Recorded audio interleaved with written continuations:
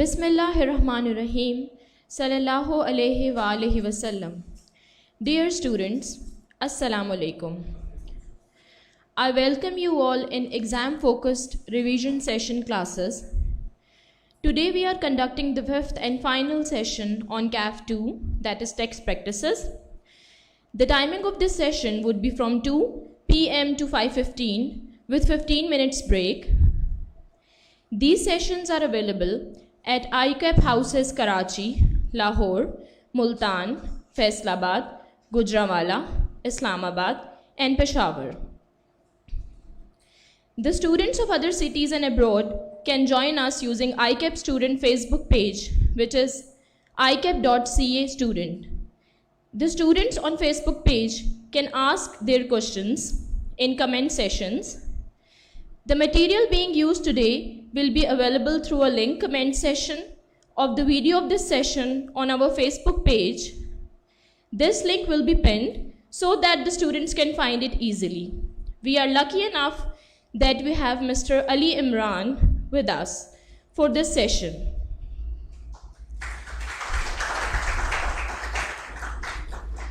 Mr. Ali Imran has teaching experience of 7 years.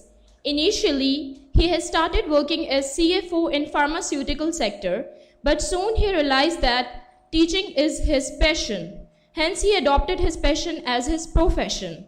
His areas of interest are business law, taxation, audit, and corporate law. One of the most passionate teachers in CA fraternity. Please welcome Mr. Ali Imran.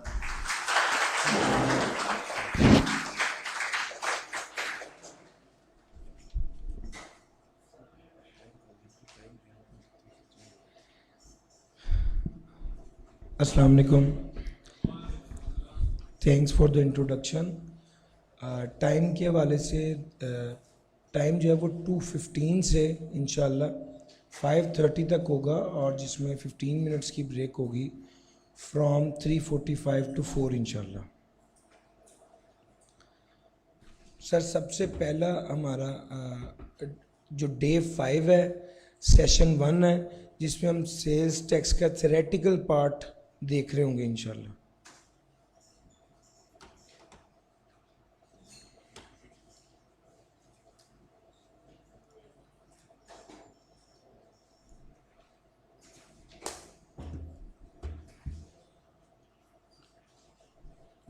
मुझे mouse मिल जाएगा, mouse दे दीजिए. ठीक ठीक ठीक.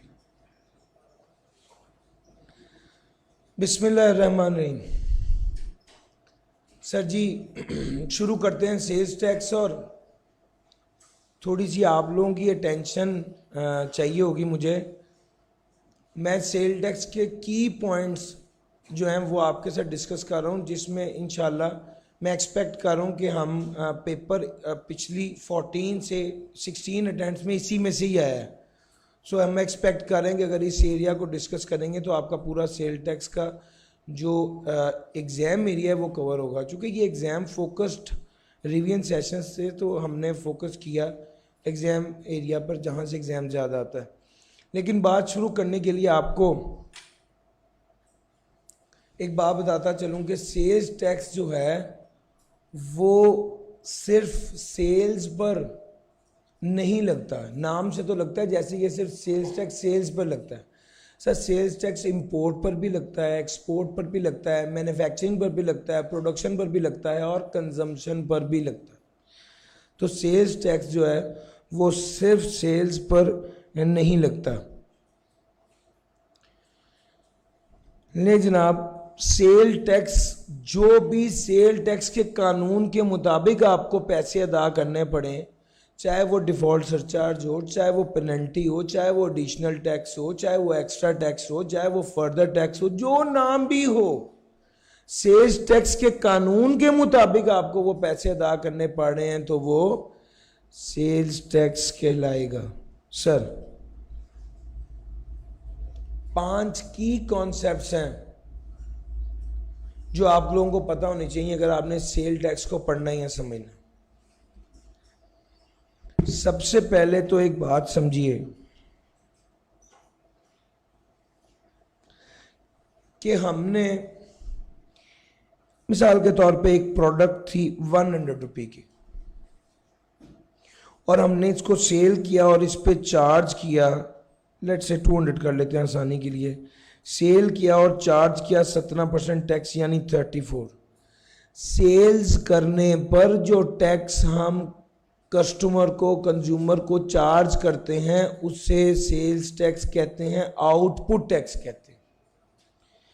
Sir sales करने पर जो tax charge किया उसको आउटपुट टैक्स कहते हैं। मैंने कहा 5 की कॉन्सेप्ट हैं, उसमें से पहला कॉन्सेप्ट ये है, सेल्स करने पर जो टैक्स चार्ज किया उसे आउटपुट टैक्स कहते हैं। परचेज करने पर जो टैक्स पे किया उसे इनपुट टैक्स कहते हैं। सर जी सेल्स करने पर जो टैक्स चार्ज किया उसे, सर जी आपको बोलना पड़ेगा, आउटपुट टैक्स कहते हैं। परचेज करने पर जो टैक्स पे किया उसे इनपुट टैक्स कहते हैं। आपका पूरा सेल्स टैक्स चल किस फॉर्मूले पे रहा है, आउटपुट में से इनपुट माइनस करेंगे तो जो बैलेंस रह जाएगा वो 17 है, और ये आपको किसको पे करना पड़ेगा, एफपीआर को पे करना पड़ेगा। इतनी सी बात है। आउटपुट टैक्स में से इनपुट टैक्स लेस करेंगे, जितना बाकी टैक्स रह जाएगा वो आपको एफबीआर को पे करना पड़ेगा, उसको सेल्स टैक्स पेएबल कहते हैं। सर जी मैंने 5 कॉन्सेप्ट्स में से 2 कॉन्सेप्ट्स मेन पढ़ा दी। आउटपुट टैक्स जो सेल पर लगता है, इनपुट टैक्स जो परचेज पर लगता है। अच्छा ये 2 बातें आपको समझ आ गई तो अब अगली 3 बातें सुने। सर 3 तरह की चीजें होती हैं।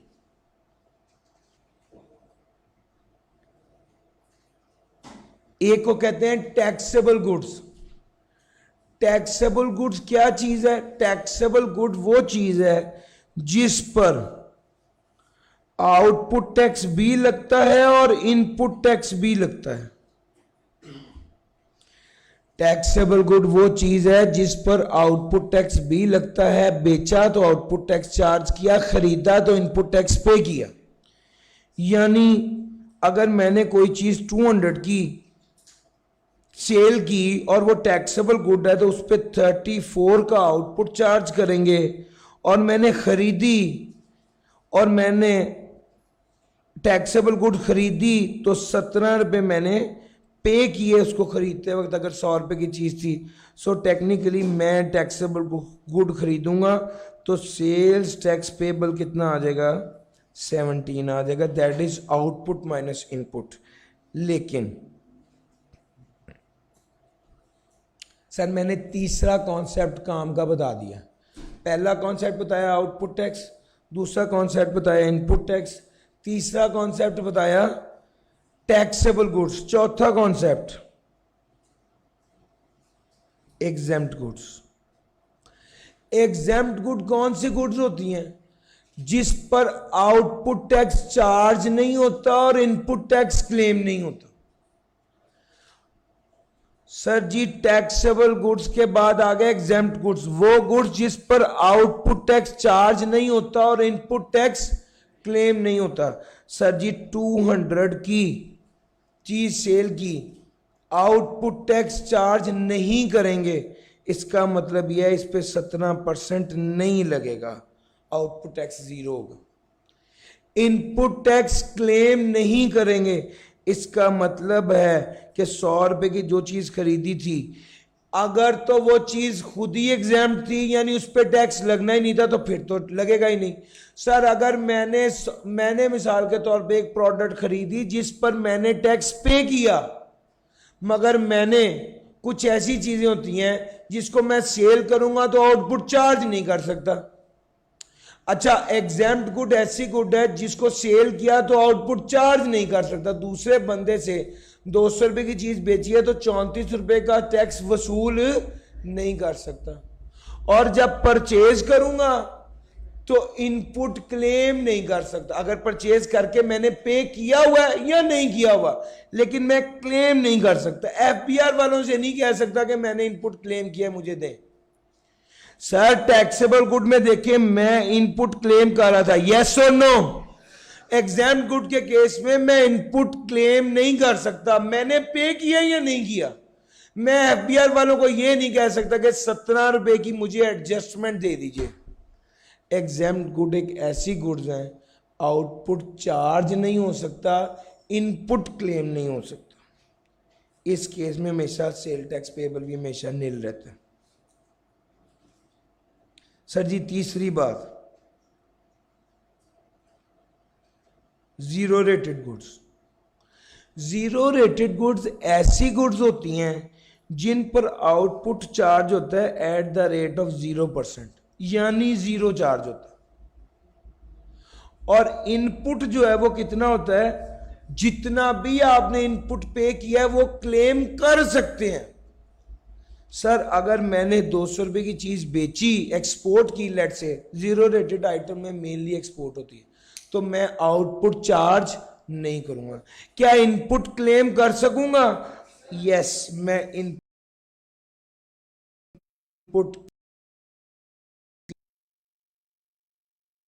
क्लेम कर सकूंगा। इनपुट मैंने क्लेम करना है 17 रुपए। इस केस में मेरा 17 क्या आ जाएगा? सर ये पेबल नहीं बल्कि उल्टा क्या आ जाएगा? रिफंड आ जाएगा। सर मैंने वो 5 कॉन्सेप्ट बता दिए जिसके बाद ये वो फंडामेंटल कॉन्सेप्ट्स हैं जिनके बाद ही आप सेल टैक्स को समझ सकते हैं। सर 5 बातें। बात नंबर 1, सर जी मुझे आपको बताना पड़ेगा, मुझे सर आराम से नहीं बैठने दूंगा। सर पॉइंट नंबर 1, हमने सेल्स पर जो टैक्स चार्ज किया वो कौन सा टैक्स होगा? Output tax. हमने परचेज पर जो टैक्स पे किया वो कौन सा टैक्स होगा? Input tax. Sir taxable goods कौन सी गुड्स हैं? सुनिए, जो आउटपुट टैक्स, वो गुड्स जिन पर आउटपुट टैक्स चार्ज भी करना है और इनपुट टैक्स क्लेम भी करना है, वो कौन सी गुड्स हैं? टैक्सेबल गुड्स हैं। जिन पर ना आउटपुट चार्ज करना है ना इनपुट क्लेम करना है, वो कौन सी गुड्स हैं? एग्जाम गुड्स हैं। और तीसरी जीरो रेटेड, जिस पर आउटपुट चार्ज 0% पे, यानी नहीं करना लेकिन इनपुट क्लेम करना है, ये कौन सी गुड्स होती हैं?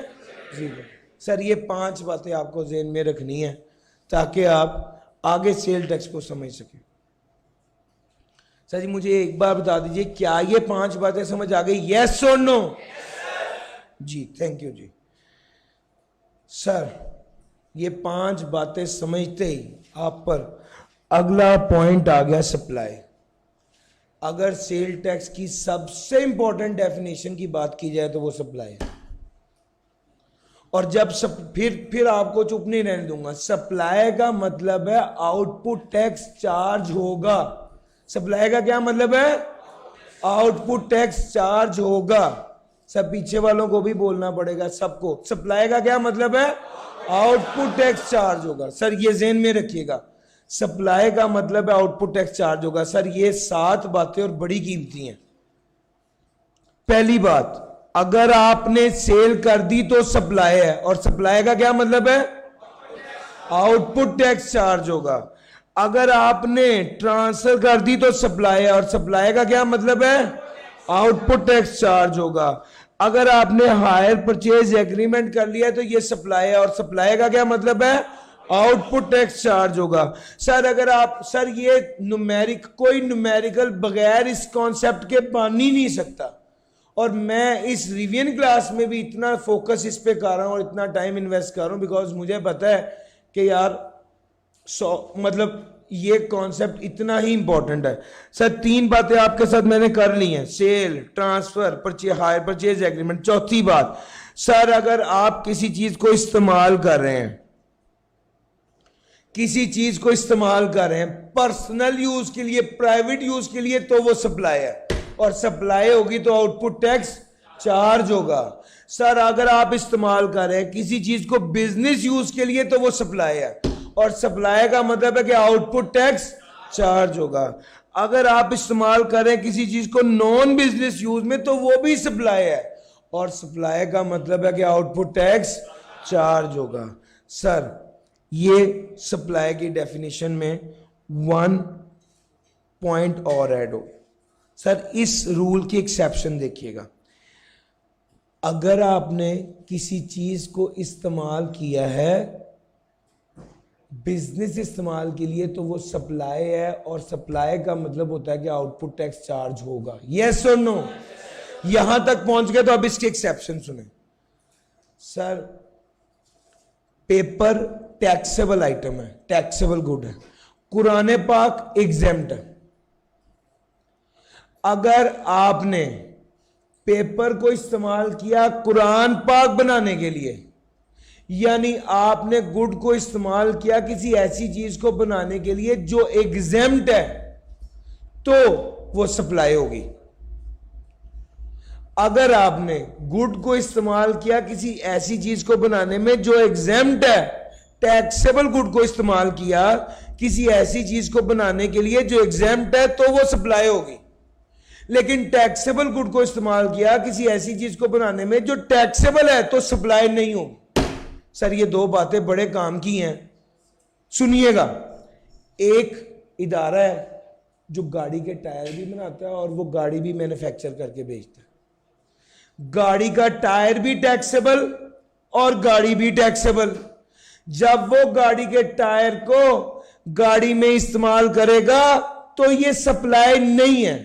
टैक्सेबल गुड्स को टैक्सेबल गुड बनाने के लिए इस्तेमाल करें तो सप्लाई नहीं है, लेकिन टैक्सेबल गुड्स को एग्जेम्प्ट आइटम बनाने में इस्तेमाल करें तो सप्लाई है। यानी पेपर इस्तेमाल किया कुरान पाक बनाने के लिए तो वो सप्लाई है, लेकिन टायर इस्तेमाल किया गाड़ी बनाने के लिए तो वो सप्लाई नहीं है। सुनिए सप्लाई का क्या मतलब है? सर जी इतना तो जागे आप भी। सप्लाई का क्या मतलब है? आउटपुट टैक्स चार्ज होगा। जरा बात मेरी तसल्ली से सुनिए। पॉइंट यह है कि जब कोई फाइनल प्रोडक्ट बनने वाली चीज अगर टैक्सेबल है तो वहां पर जब आप गुड इस्तेमाल कर रहे हैं टैक्सेबल गुड बनाने में तो सप्लाई नहीं होगी। जब आप टैक्सेबल गुड इस्तेमाल कर रहे हैं एग्जेम्प्ट गुड बनाने में तो सप्लाई होगी। यानी मैं इस पॉइंट को कंक्लूड करने लगा हूं। मैंने आपको विद एग्जांपल समझाया, बताया, मेरे साथ रहिएगा। मैंने सबसे पहली बात की, मैंने गुड्स को प्राइवेट इस्तेमाल कर लिया, सप्लाई है। मैंने गुड्स को बिजनेस में इस्तेमाल कर लिया, सप्लाई है। मैंने गुड्स को नॉन बिजनेस में इस्तेमाल कर लिया, सप्लाई है। मैंने टैक्सेबल गुड्स को एग्जेम्प्ट गुड बनाने के लिए इस्तेमाल किया, सप्लाई है। मैंने टैक्सेबल गुड्स को टैक्सेबल गुड बनाने के लिए इस्तेमाल किया, सप्लाई नहीं है। सर सप्लाई वो होती है जिस पे आउटपुट टैक्स चार्ज होता है। सर जब फाइनल प्रोडक्ट टैक्सेबल होती है ना तो ऑटोमेटिकली, मिसाल के तौर पे टायर है, अब इसकी लॉजिक सुन लो। टायर है, टायर को मैंने जब गाड़ी में लगाया तो सप्लाई नहीं हुई, क्योंकि टैक्सेबल गुड को टैक्सेबल में लगाया तो सप्लाई नहीं हुई। क्यों? क्योंकि जब गाड़ी बेचूंगा तो ऑटोमेटिकली टैक्स चार्ज करूंगा तो तब सप्लाई हो जाएगी। यानी जब गाड़ी की कीमत पे टैक्स लगेगा तो टायर पे भी लग जाएगा ना। यस और नो? सर ये इसकी लॉजिक है। जब टायर को इस्तेमाल किया गाड़ी बनाने के लिए और जब गाड़ी बन जाएगी उस पर टैक्स लगेगा तो टायर पे भी ऑटोमेटिकली टैक्स लग जाएगा। इसीलिए उसने कहा जब टैक्सेबल गुड्स को दूसरी टैक्सेबल गुड्स को बनाने के टैक्सेबल गुड्स को दूसरी टैक्सेबल गुड बनाने के लिए इस्तेमाल किया है तो सप्लाई नहीं है। क्योंकि जब फाइनल टैक्सेबल गुड बन जाएगी उस पर टैक्स लगाएंगे तो फिर दूसरी टायर पे भी ऑटोमेटिकली टैक्स लग जाएगा। जबकि अगर आपने टैक्सेबल गुड को इस्तेमाल किया एग्जेम्प्ट गुड बनाने में, मैंने पेपर इस्तेमाल किया है कुरान पाक बनाने में, तो ये सप्लाई है। क्यों? क्योंकि मैंने एग्जेम्प्ट गुड पे तो आउटपुट टैक्स चार्ज नहीं ना होना। यस और नो? तो जिस वक्त मैंने उसे इस्तेमाल किया एग्जेम्प्ट गुड बनाने के लिए उसी वक्त सप्लाई होगी। जब टैक्सेबल गुड्स को एग्जेम्प्ट बनाने के लिए इस्तेमाल किया तो सप्लाई है, लेकिन जब टैक्सेबल गुड्स को टैक्सेबल गुड बनाने के लिए इस्तेमाल किया तो सप्लाई नहीं। सर इतनी डिटेल में बता दिया, उम्मीद है कि आपको समझ आ गया। यस और नो? सर ऑक्शन की नीलामी करके बेची सप्लाई है। मैंने किसी के पैसे देने थे उसके बदले उसको कोई चीज दे दी, ये भी सप्लाई है। सर सप्लाई का क्या मतलब होता है? सर जी अगले क्यू के लिए रेडी रहेगा, मैं आपको अभी बता देता हूँ। ये मैंने पूछते रहना जब तक ये नहीं खत्म होता, तो कम से कम इतना साथ मेरा दे दीजिए। इतना ऊंचा ना बोले जितना ऊंचा मैं बोल रहा हूँ, इतना ऊंचा जरूर बोलने के मेरे कानों तक पहुंच जाए। सर जी आगे चलते हैं। सर अगर एक बंदा अच्छा भला रजिस्टर्ड था, अनरजिस्टर्ड हो गया, तो जितनी अनसोल्ड गुड्स है समझा जाएगा सप्लाई है। और सप्लाई का क्या मतलब है? यस। जब आप रजिस्टर्ड के बाद अनरजिस्टर्ड हुए तो आपके पास 3 लाख का माल पड़ा हुआ था, टैक्स वालों ने कहा ये बिक गया, ये सप्लाई हो गया, इस पर टैक्स दो। सर जी मेरी बात समझ आ रही है? जैसे ही अनरजिस्टर्ड हुए तो जितना अनसोल्ड था वो क्या हो गया? सप्लाई हो गया। और सप्लाई का मतलब है कि आउटपुट टैक्स चार्ज होगा। सर जी टॉल मैन्युफैक्चरिंग एक कॉन्सेप्ट है, किसी बंदे की चीजों को मैन्युफैक्चर करना। मिसाल के तौर पे डाइंग यूनिट वाले क्या करते हैं, कपड़ा किसी का है, उनसे कपड़ा मंगवाया, डाई किया और वापस कर दिया। जिस वक्त डाई किया हुआ कपड़ा वापस किया जाएगा समझा जाएगा सप्लाई। और सप्लाई का क्या मतलब होता है? आउटपुट टैक्स चार्ज होगा। सर लास्ट पॉइंट ये है, manufacture of goods belonging to other, दूसरे लोगों की चीज को मैन्युफैक्चर करना। सर आपने एम्ब्रॉयडरी के लिए कपड़ा दिया, जिस वक्त एम्ब्रॉयडरी शुदा कपड़ा वापस किया एम्ब्रॉयडरी करने वाले ने समझा जाएगा सप्लाई है। और सप्लाई का क्या मतलब है? आउटपुट टैक्स चार्ज होगा। सर जी 7 बातें थी, sale, transfer, hire purchase agreement, putting to private business, non business use, auction, possession of taxable goods held immediately before the person ceases to be a registered person, or in case of manufacture of goods belonging to other। Sir manufacturer कौन होता है? देखें जहां पे conceptual बात है मेरी कोशिश होती है कि मैक्स टाइम उस पर इन्वेस्ट किया जाए। कुछ बातें मैन्युफैक्चरर है, इसकी डेफिनेशन मैं सपोर्ट करता हूं कि आपको इस तरह से बताऊं कि याद रह जाए। सर मैन्युफैक्चरर वो बंदा है जो प्रोसेस करता है, कौन सा? सर याद देखिएगा जरा, A B C D, A B C D, RPM. Sir जो गाड़ी का होता है ना आरपीएम, याद रखिएगा RPM. Sir A for assembly, B for bottling, C for cutting, D for diluting, RPM, R for repacking, P for packing, M for mixing. Sir ये manufacturing है। सर मैन्युफैक्चर के सीट पे बैठा हुआ बंदा जो भी हो वो भी मैन्युफैक्चरर है। सर वो कहता है अगर एक केस में क्या हुआ, मैन्युफैक्चरिंग के केस में हुआ क्या कि एक बंदा मैन्युफैक्चर था और उसकी फैक्ट्री बंद हो गई, इंसॉल्वेंट हो गया, उसकी जगह पे गवर्नमेंट ने एक और बंदा बैठा दिया कि तुम ऑफिशियल असाइनी हो, तुम बैठो। सर मैन्युफैक्चरिंग के केस में ऑफिशियल असाइनी बैठा। सर ये ऑफिशियल असाइनी जो मैन्युफैक्चरर की सीट पे बैठा है ये भी मैन्युफैक्चरर है। भाई मेरी बात समझ आ रही है? ऑफिशियल असाइनी आके सीट पे बैठा, उसने कहा 26 लाख रुपए का माल पड़ा हुआ है जो बेचना है, ये जब बेचेगा तो इसकी भी हैसियत मैन्युफैक्चरर वाली होगी। Sir assignee, trustee, liquidator, executor, curator, manufacturer, ये सारे लोग जिनका मकसद था एसेट्स को बेचना फिड्यूशरी कैपेसिटी में, ये भी मैन्युफैक्चरर है। सर कोई बंदा जो खुद चीज़ें बना रहा है या नहीं बना रहा, बनी बनाई चीज़ों पे टैग लगा के अपना ब्रांड लगा के बेची जा रहा है, सर ये भी मैन्युफैक्चरर है। सर लेकिन याद रखिएगा जो बंदा अपनी चीज़ें नहीं बना रहा बल्कि बनी बनाई चीज़ों पे टैग लगा के बेच रहा है, ये मैन्युफैक्चरर है। यस, लेकिन अगर कोई बंदा मैन्युफैक्चरर और एक्सपोर्टर बनना चाहता है, यानी मैन्युफैक्चरर कम एक्सपोर्टर बनना चाहता है, तो इसको अपनी फैक्ट्री लगानी पड़ेगी, अपनी मैन्युफैक्चरिंग फैसिलिटी बनानी पड़ेगी। यानी टैक्स वाले ऐसे बंदे को मैन्युफैक्चरर कम एक्सपोर्टर नहीं मानते जिसकी अपनी फैक्ट्री ना हो, यानी मैन्युफैक्चरिंग फैसिलिटी ना हो। सर जो मैन्युफैक्चर प्रोसेस है, मैन्युफैक्चरर वो बंदा है जो मैन्युफैक्चरिंग कर रहा है। सर जी मैन्युफैक्चर क्या है? वो प्रोसेस है जिसके जरिए एक आर्टिकल को तब्दील कर दिया जाता है कि वो दूसरे मकसद के लिए इस्तेमाल हो, इस तरह से चेंज किया जाए that it can be put to use differently. Sir printing, publishing, lithography और एनग्रेविंग, ये मैन्युफैक्चरिंग है। प्रोसेस और ऑपरेशन ऑफ, सर इसमें फिर दोबारा आया, A for, B for, C for, D for, P for, R for repacking, P for, M for, sir ji ABCD भी आ रहा है, या RPM याद रखिएगा। रिटेलर वो बंदा है जो एंड कंज्यूमर को चीजें बेचता है, जो एंड कंज्यूमर को चीजें बेचे वो रिटेलर है। सर रिटेल प्राइस वो प्राइस होती है जिस पर एंड कंज्यूमर को चीज बेची जाती है। ठीक हो गया। अगर कोई बंदा रिटेलर और होलसेलर दोनों है तो बड़ा क्लियरली लिखा होगा रिटेल प्राइस क्या है और होलसेल प्राइस क्या है। सर रिटेल प्राइस क्या होती है? वो प्राइस, रिटेल प्राइस क्या होती है? वो प्राइस जिस पर चीजें बेची जा रही होती हैं उसे रिटेल प्राइस कहते हैं।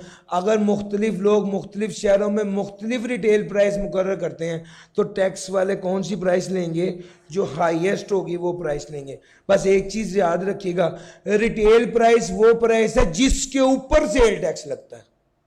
क्या मतलब? यानी एक चीज आपने इंपोर्ट की 100 रुपए की, इस पे कस्टम ड्यूटी लगी 10 रुपए, इस पे मैन्युफैक्चरिंग एफईडी लगी 20 रुपए, ये अब 130 हो गया है। ये रिटेल प्राइस होगी, इस पर 17% लगेगा। वो प्राइस जिसके ऊपर 17% लगता है यानी सेल टैक्स लगता है उसे क्या कहते हैं? रिटेल प्राइस कहते हैं। सर डिस्ट्रीब्यूटर इलाके का होता है, मैन्युफैक्चरर डिस्ट्रीब्यूटर को पॉइंट करता है कि वो इस इलाके में मेरी चीजें तकसीम करे, मुझसे चीजें खरीद के बेचे, उसे डिस्ट्रीब्यूटर कहा जाता है। होलसेलर कौन होता है? जो बल्क में चीजें खरीदता है और बल्क में बेचता है। माल उसका अपना है या नहीं है, कैश पे या उधार पे फर्क नहीं पड़ता। होलसेलर वो बंदा है जो बल्क में चीजें खरीद के बेचता है। बाद का तो होलसेल करने वाला बंदा जो होलसेल में चीजें बेच रहा है वो खुद ओनर नहीं होता चीजों का, वो लोगों से चीजें अपने गोदाम में रखवा लेता है और बेच के पैसे देता है, फिर भी वो होलसेलर ही होगा। होलसेलर में वो बंदा भी शामिल है जो टैक्स डिडक्ट करता है under income tax ordinance. Sir registered person कौन है? वो बंदा जो रजिस्टर्ड है या लायबल टू बी रजिस्टर्ड है उसे रजिस्टर्ड पर्सन कहते हैं। जो तो रजिस्टर्ड है वो तो एक शरीफ आदमी, अच्छा आदमी है, उसने आउटपुट टैक्स चार्ज भी करना है, इनपुट क्लेम भी करना है। जो अनरजिस्टर्ड है लेकिन लायबल टू बी रजिस्टर्ड है यानी उसे रजिस्टर्ड होना चाहिए था लेकिन वो रजिस्टर्ड नहीं है, सर ऐसे बंदे को कहते हैं liable to be registered. Sir ji जो रजिस्टर्ड पर्सन की डेफिनेशन के मुताबिक हम आमतौर पे रजिस्टर्ड पर्सन से ज़हन में आता है वो बंदा जो रजिस्टर्ड हो, नहीं। सेल टैक्स में कहते हैं वो बंदा जो रजिस्टर्ड है और वो बंदा जो लायबल टू बी रजिस्टर्ड है वो भी रजिस्टर्ड पर्सन है। टैक्स वाले कहते हैं कोई फर्क नहीं पड़ता, तुम रजिस्टर्ड नहीं हो तो हम क्या करें, तुम्हें सेल टैक्स भी जमा कराना पड़ेगा जिस तरह कोई रजिस्टर्ड बंदा करवाता है, और तुम इनपुट टैक्स भी क्लेम नहीं कर सकोगे जिस तरह कोई रजिस्टर्ड बंदा करता है। तो अनरजिस्टर्ड बंदा जो लायबल टू बी रजिस्टर्ड होता है ना उस बेचारे के साथ बड़ी बुरी होती है। दूसरे को आउटपुट टैक्स चार्ज भी नहीं कर सकता और एफबीआर को भी जमा करवाना पड़ता है। जो खरीदा है इनपुट टैक्स क्लेम भी नहीं कर सकता और लोगों को पे भी करना पड़ता है, तो उसे इनपुट की साइड से परचेजेस पर क्लेम नहीं कर सकता, आउटपुट की साइड से दूसरे लोगों को चार्ज नहीं कर सकता, लेकिन एफबीआर को जमा करवाना पड़ता है। ये वो बंदा है जो लायबल टू बी अनरजिस्टर्ड है। सवाल ये भी पूछ सकता है वो कि लायबल टू बी अनरजिस्टर्ड हो लेकिन रजिस्टर्ड ना हो, इस केस में क्या डिसएडवांटेज होता है? 2-3 मार्क्स का सवाल आ सकता है। आपने आउटपुट का भी बताना होगा और इनपुट का भी बताना होगा। सर टैक्सेबल एक्टिविटी वो एक्टिविटी जो टैक्सेबल है। सर ट्रेड की तरह की कोई भी एक्टिविटी, या जो आप सर्विसेज प्रोवाइड कर रहे हैं, गुड सप्लाई कर रहे हैं, उसकी तरह की एक्टिविटी, कोई भी ट्रेड कर रहे हैं चाहे वन ऑफ हो, एक तो रूटीन में कर रहे हैं वो तो टैक्सेबल है लेकिन वन ऑफ हो वो भी टैक्सेबल है। कोई भी ऐसी इकोनॉमिक एक्टिविटी जिसमें पैसा इन्वॉल्व हो उसके शुरू में और एंड में जो एक्टिविटी की जा रही है वो टैक्सेबल एक्टिविटी है। लेकिन अगर एक बंदा अपने एम्प्लॉयर को सर्विसेज दे रहा है, अगर एक बंदा अपने एम्प्लॉयर को सर्विसेज दे रहा है तो याद रखिएगा इस केस में वो क्या हो जाएगा, ये टैक्सेबल एक्टिविटी नहीं होगी। अगर कोई बंदा उसको कहते हैं, अगर कोई बंदा वो कर रहा है अपनी हॉबी को परसू कर रहा है, अगर कोई बंदा अपनी हॉबी को परसू कर रहा है तो वो टैक्सेबल एक्टिविटी नहीं होगी। एक बंदा कर रहा है तो भी नहीं होगी, ग्रुप ऑफ पीपल कर रहे हैं तो भी नहीं होगी, सर जी वो भी टैक्सेबल एक्टिविटी नहीं होगी। सर वैल्यू ऑफ सप्लाई, मतलब मुमकिन ही नहीं है कि कोई सवाल आए सेल टैक्स का और उसमें वैल्यू ऑफ सप्लाई का कॉन्सेप्ट ना अप्लाई हो रहा हो, ये तो हो ही नहीं ना सकता। सर वैल्यू ऑफ सप्लाई क्या है? तला बैठे हुए यहाँ पे, सर आगे चलते हैं। Sir ji value of supply क्या होगी? एक तो जनरल बात है, अपने जेहन में रखिए, fair market value. Value of supply क्या है? असल में फेयर मार्केट वैल्यू है। अगर आपने पैसे लिए, बेची कोई चीज, तो फेयर मार्केट वैल्यू लीजिए। अगर आपने क्या कहते हैं इन काइंड पेमेंट की है, तो भी फेयर मार्केट वैल्यू लीजिए। अगर किसी एसोसिएट को बेचा है तो भी डिस्काउंट नहीं, फेयर मार्केट वैल्यू। अगर जनरल पब्लिक को किस्तों पे बेचा है तो भी फेयर। पास पेपर में सवाल आए हुए हैं, सर एसोसिएट को बेचा है, डिस्काउंट दे दिया, कोई नहीं, फेयर मार्केट वैल्यू पे टैक्स लगेगा। अगर जनरल पब्लिक को किस्तों पे दिया है, किस्त चीज आम रूटीन में 1 लाख रुपए की है, किस्तों पे 1,05,000 रुपए की है, सर टैक्स किस अमाउंट पे लगेगा? 1 लाख पे लगेगा, वो जो मार्कअप है उस पर नहीं लगेगा। पास पेपर में आया हुआ है। सर डिस्काउंट वाला तो 10 में से 6 बार पास पेपर में आया।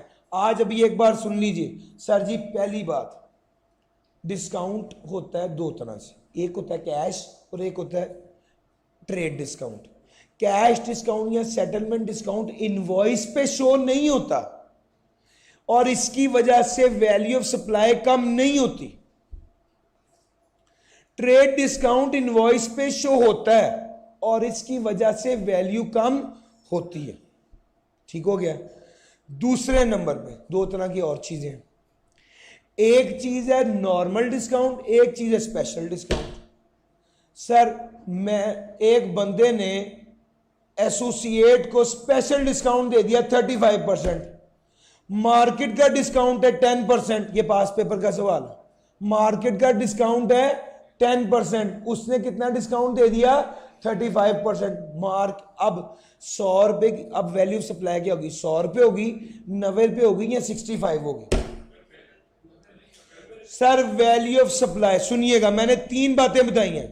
सर बात नंबर 1, 65 रुपए की उसने चीज बेची 35% डिस्काउंट करके अपने एसोसिएट को। मार्केट में डिस्काउंट है 10% यानी 90 रुपए का चीज मिलेगी और फेयर और मार्केट वैल्यू जो है विदाउट डिस्काउंट वो है 100 रुपए। वैल्यू ऑफ सप्लाई क्या होगी? 90। वैल्यू ऑफ सप्लाई होगी 90। उसने अगर आपको सवाल में ये कह दे कि 65 शामिल है, तो भैया 65 में 25 क्या करना पड़ेगा? ऐड करना पड़ेगा। सर जी मैंने डिस्काउंट के हवाले से काफी डिटेल्ड बातें आपको बता दी। In case if special nature of transaction where it is difficult to determine the value of supply. Sir नहीं पता चल रही वैल्यू ऑफ सप्लाई, तो ओपन मार्केट वैल्यू होगी। अगर इंपोर्ट की है, हाँ यहाँ पे रूल बदल गया, अभी तक तो बड़ा आसान था फेयर मार्केट, लेकिन अगर इंपोर्ट की है तो कस्टम वाले जो वैल्यू डिटरमिन करेंगे, इंपोर्ट करने वाले जो वैल्यू डिटरमिन करेंगे, वो वैल्यू ऑफ सप्लाई होगी। सर अगर शक पड़ गया कमिश्नर को कि इन्होंने वैल्यू ऑफ सप्लाई गलत ली है, तो पता क्या करेंगे? वैल्यू डिटरमिन करेगी वैल्यूएशन कमेटी, जिसमें एक कारोबारी बंदा होगा और एक इनलैंड रेवेन्यू का मुलाजिम होगा। ये वैल्यू ऑफ सप्लाई डिटरमिन करेगा अगर कमिश्नर को लगता है कि वैल्यू गलत ली है। अच्छा, अगर प्रोसेसिंग की है आपने, सर वही कढ़ाई की है या डाई की है किसी का कपड़ा, सर वैल्यू क्या होगी? Fair market value. सर वापडा के बिल पे देखिएगा एनर्जी चार्जेस पे 17% लगा होता है, टोटल बिल पे नहीं लगता। तो याद रखिएगा एनर्जी चार्जेस का 17% लगता है वापडा के केस में। वो नॉर्मली आपको जब भी इलेक्ट्रिसिटी की बात करेगा तो वो आपको अलहदा से सेल टैक्स बताता है। वो इसलिए बताता है कि जो बिल की अमाउंट होती है उस पर 17% नहीं लगता, उसका सेल टैक्स एनर्जी चार्जेस पे लगता है। अगर वो आपको ब्रेकअप कर दे और ये बताए एनर्जी चार्जेस जितने हैं, फॉर एग्जांपल उसके अलावा और चार्जेस डाल दे, टीवी लाइसेंस फी डाल दे, और चीज़ें डाल दे, आपको पता होना चाहिए वापडा के केस में एनर्जी चार्जेस का 17% लेना है, सेल टैक्स एनर्जी चार्जेस पे लगता है। सर अगर यूज्ड व्हीकल है तो वैल्यू एडिशन पे 10 लाख की व्हीकल खरीदी थी, 15 लाख की बेची, कितनी वैल्यू ऐड हुई? 5 लाख रुपए, इस पे 17% लगेगा। अगर रिटेल टैक्स है तो price of taxable good excluding the amount of retail tax. Sir value of supply क्या होगी? अभी तक बताया जितने टैक्स होंगे, कस्टम ड्यूटी, एफईडी, सारे शामिल करके फिर उसके बाद 17% लगाना है। लेकिन अगर रिटेल टैक्स होगा तो वो शामिल नहीं करना, वो शामिल किए बगैर लगाना है। अच्छा, अगर तो वापडा था तो एनर्जी चार्जेस पे 17% लग रहा था, लेकिन अगर वापडा नहीं है और डिस्ट्रीब्यूशन कंपनी कोई और है, electric power and gas by the distribution company है, तो इस केस में जितनी बिल अमाउंट होगी ना, जो बिल की अमाउंट होगी उस पर टैक्स लगता है। सर वैल्यू ऑफ सप्लाई की एक एक पहलू मैंने आपसे डिस्कस किया। सर कब समझा जाएगा वैल्यू सप्लाई होगी? सर ये सारे बड़े कीमती कॉन्सेप्ट्स हैं। कब समझा जाएगा सप्लाई हो गई है? सर जब डिलीवरी हो गई समझा जाएगा सप्लाई हो गई। जब गुड्स डिलीवर हो गई समझा जाएगा सप्लाई हो गई है। सर जब फोन करके कह दिया भाईजान आपका माल अवेलेबल है आप ले लीजिए, समझा जाएगा सप्लाई हो गई है। जब पेमेंट वसूल कर ली समझा जाएगा सप्लाई हो गई। सर इन तीनों में से क्या? Whichever is earlier.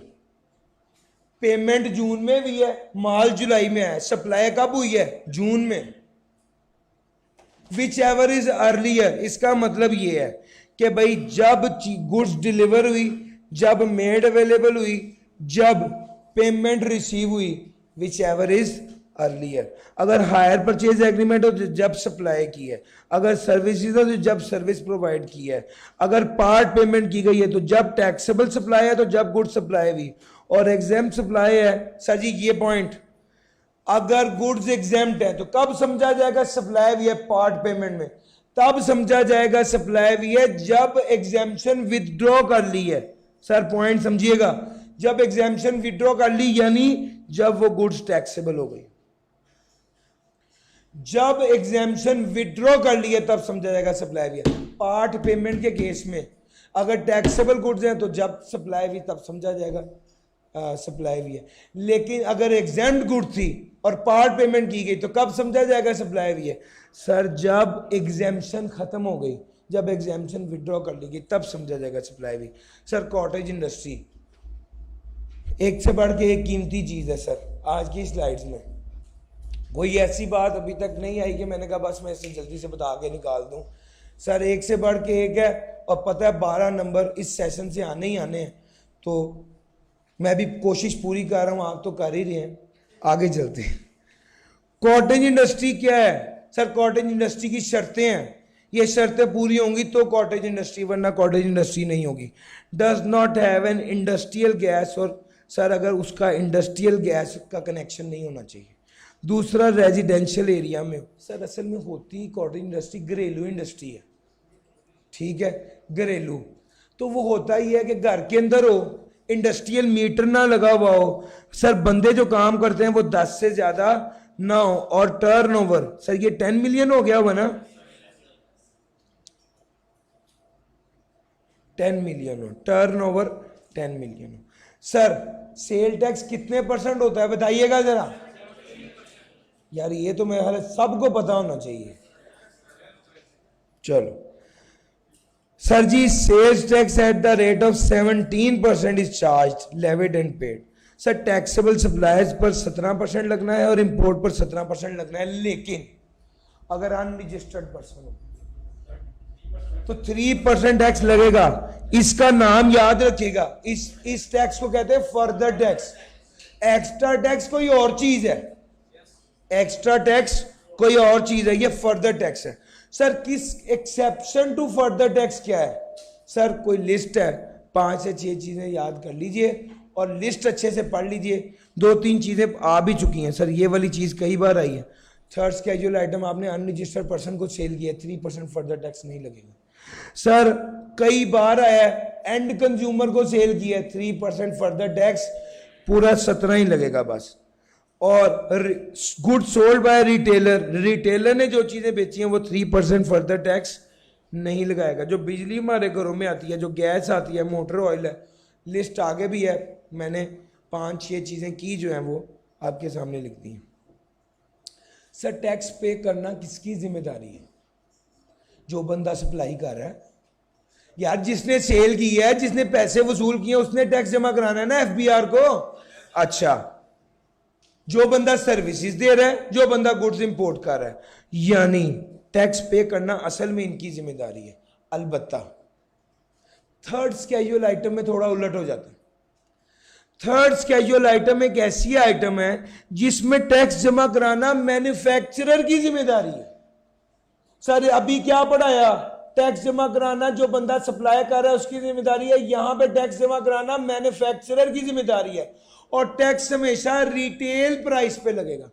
Sir third schedule item के हवाले से दो बातें याद रखिएगा, एक रिटेल प्राइस पे लगेगा और मैन्युफैक्चरर जमा कराएगा, मैन्युफैक्चरर प्रोमिनेंटली लिखेगा कि रिटेल प्राइस क्या है और इस पे सेल टैक्स कितना। सर ये आम रूटीन की जितनी चीज़ें हैं जिस पे प्राइस लिखी होती है ये असल में थर्ड स्केड्यूल आइटम होती हैं। सर काफ़ी ज़्यादा चीज़ें हैं, juices, shaving cream, ice cream, shampoo, toilet, spices, cigarette, detergent, perfumery, T. Sir ये सारी चीज़ें जो हैं, ये सारी चीज़ें हमने याद करनी है, लिस्ट नहीं याद करनी, सिर्फ इसका एड्रेस याद कर लीजिए, थर्ड स्केड्यूल आइटम है बस। एक बार देख लीजिए, ज़्यादातर चीज़ें हमारी रोज़मर्रा ज़िंदगी की चीज़ें हैं तो आपके ज़हन में वैसे भी रह जाएगा। सर एक्स्ट्रा टैक्स कीमती कॉन्सेप्ट। सर फर्दर टैक्स तो सजा है अनरजिस्टर्ड पर्सन को, लेकिन एक्स्ट्रा टैक्स सजा नहीं है। एक्स्ट्रा टैक्स कुछ ऐसी आइटम्स होती हैं कि एफबीआर वालों का दिल चाहे कि चलो इन पे थोड़ा एक्स्ट्रा टैक्स लगा देते हैं, वैसे ही कितने परसेंट, 2%, किसी पे 5%, किसी पे बहुत गुस्सा आ गया तो 17%, लेकिन 17% से ऊपर नहीं लगा सकते। 17% एक तो लगाया है सेल टैक्स, इसके अलावा एक्स्ट्रा टैक्स लगाया है, लेकिन ये 17% से ज्यादा नहीं हो सकता। सर ये एक्स्ट्रा टैक्स है। सर पास पेपर में सवाल आया वह एक्स्ट्रा टैक्स क्या है, आप असेस कर लेंगे, देखने में ऐसा लगता है कि उतना इंपॉर्टेंट नहीं है। कैपेसिटी टैक्स जो कीमत पे नहीं लगता, कैपेसिटी पे लगता है, जैसे कार की इंजन की कैपेसिटी होती है, किसी भी मोटर की हॉर्स पावर कैपेसिटी होती है। सर बात चीज़ों पर tax production capacity of the plant and machinery की बेस पर या फिक्स बेसिस पे जो टैक्स लगता है उसे कैपेसिटी टैक्स कहते हैं। सर आपके मोबाइल फोन्स पे जो टैक्स लग रहा है, सर ये मोबाइल फ़ोन की इंपोर्ट पर जो टैक्स है बेसिकली ये कैपेसिटी टैक्स है। Sir tax on retailers. Sir retailer होते हैं दो तरह के, एक टायर 1 रिटेलर, मैंने आपको बताया टायर 1 रिटेलर वो होते हैं जो बड़े रिटेलर होते हैं, जैसे मेट्रो हो गया, जैसे इम्तियाज़ हो गया, जैसे अल्फतेह हो गया, ये बड़े रिटेलर। इसकी डेफिनेशन, इसकी प्रॉपर डेफिनेशन है, हमारे स्कोप में नहीं है, मैं उसको डिस्कस नहीं करना चाहता, उसकी 6 कंडीशंस हैं, लेकिन बस ये ज़हन में रखिए जो बड़े वाले रिटेलर्स होते हैं जिनका बड़ा डिपार्टमेंटल स्टोर है और एयर कंडीशनड है और उसकी लिमिट भी होती है टर्नओवर की, समहाउ वो हम लोगों को उससे लेना देना नहीं, हम लोगों ने बस याद करना है रिटेलर दो तरह के होते हैं। एक रिटेलर वो है जो छोटा रिटेलर है जो बिजली के बिल पे सेल टैक्स देता है, और एक वो रिटेलर है जो बड़ा रिटेलर है जो आम बंदे की तरह 17% सेल टैक्स देता है और इसी बंदे को रजिस्टर होने की जरूरत होती है। छोटे रिटेलर को तो रजिस्टर होने की जरूरत भी नहीं है। सर जी मेरी बात समझ आ रही है? ये टायर 1 कैटेगरी जो है स्टैंडर्ड रेट 17% पे देता है, और उसके अलावा जो रिटेलर है ये 20,000 तक का बिल हो तो 5% टैक्स लगता है, और 20,000 से ऊपर का बिल हो तो 7.5% सेल टैक्स लगता है। इस रिटेलर को, जो छोटे वाला रिटेलर है, और कोई टैक्स नहीं देना, बस ये वाला टैक्स जो दे रहा है यही है जो 7.5% अगर 20,000 पर मंथ से ऊपर का टैक्स है, या 5% 20,000 पर मंथ से नीचे का।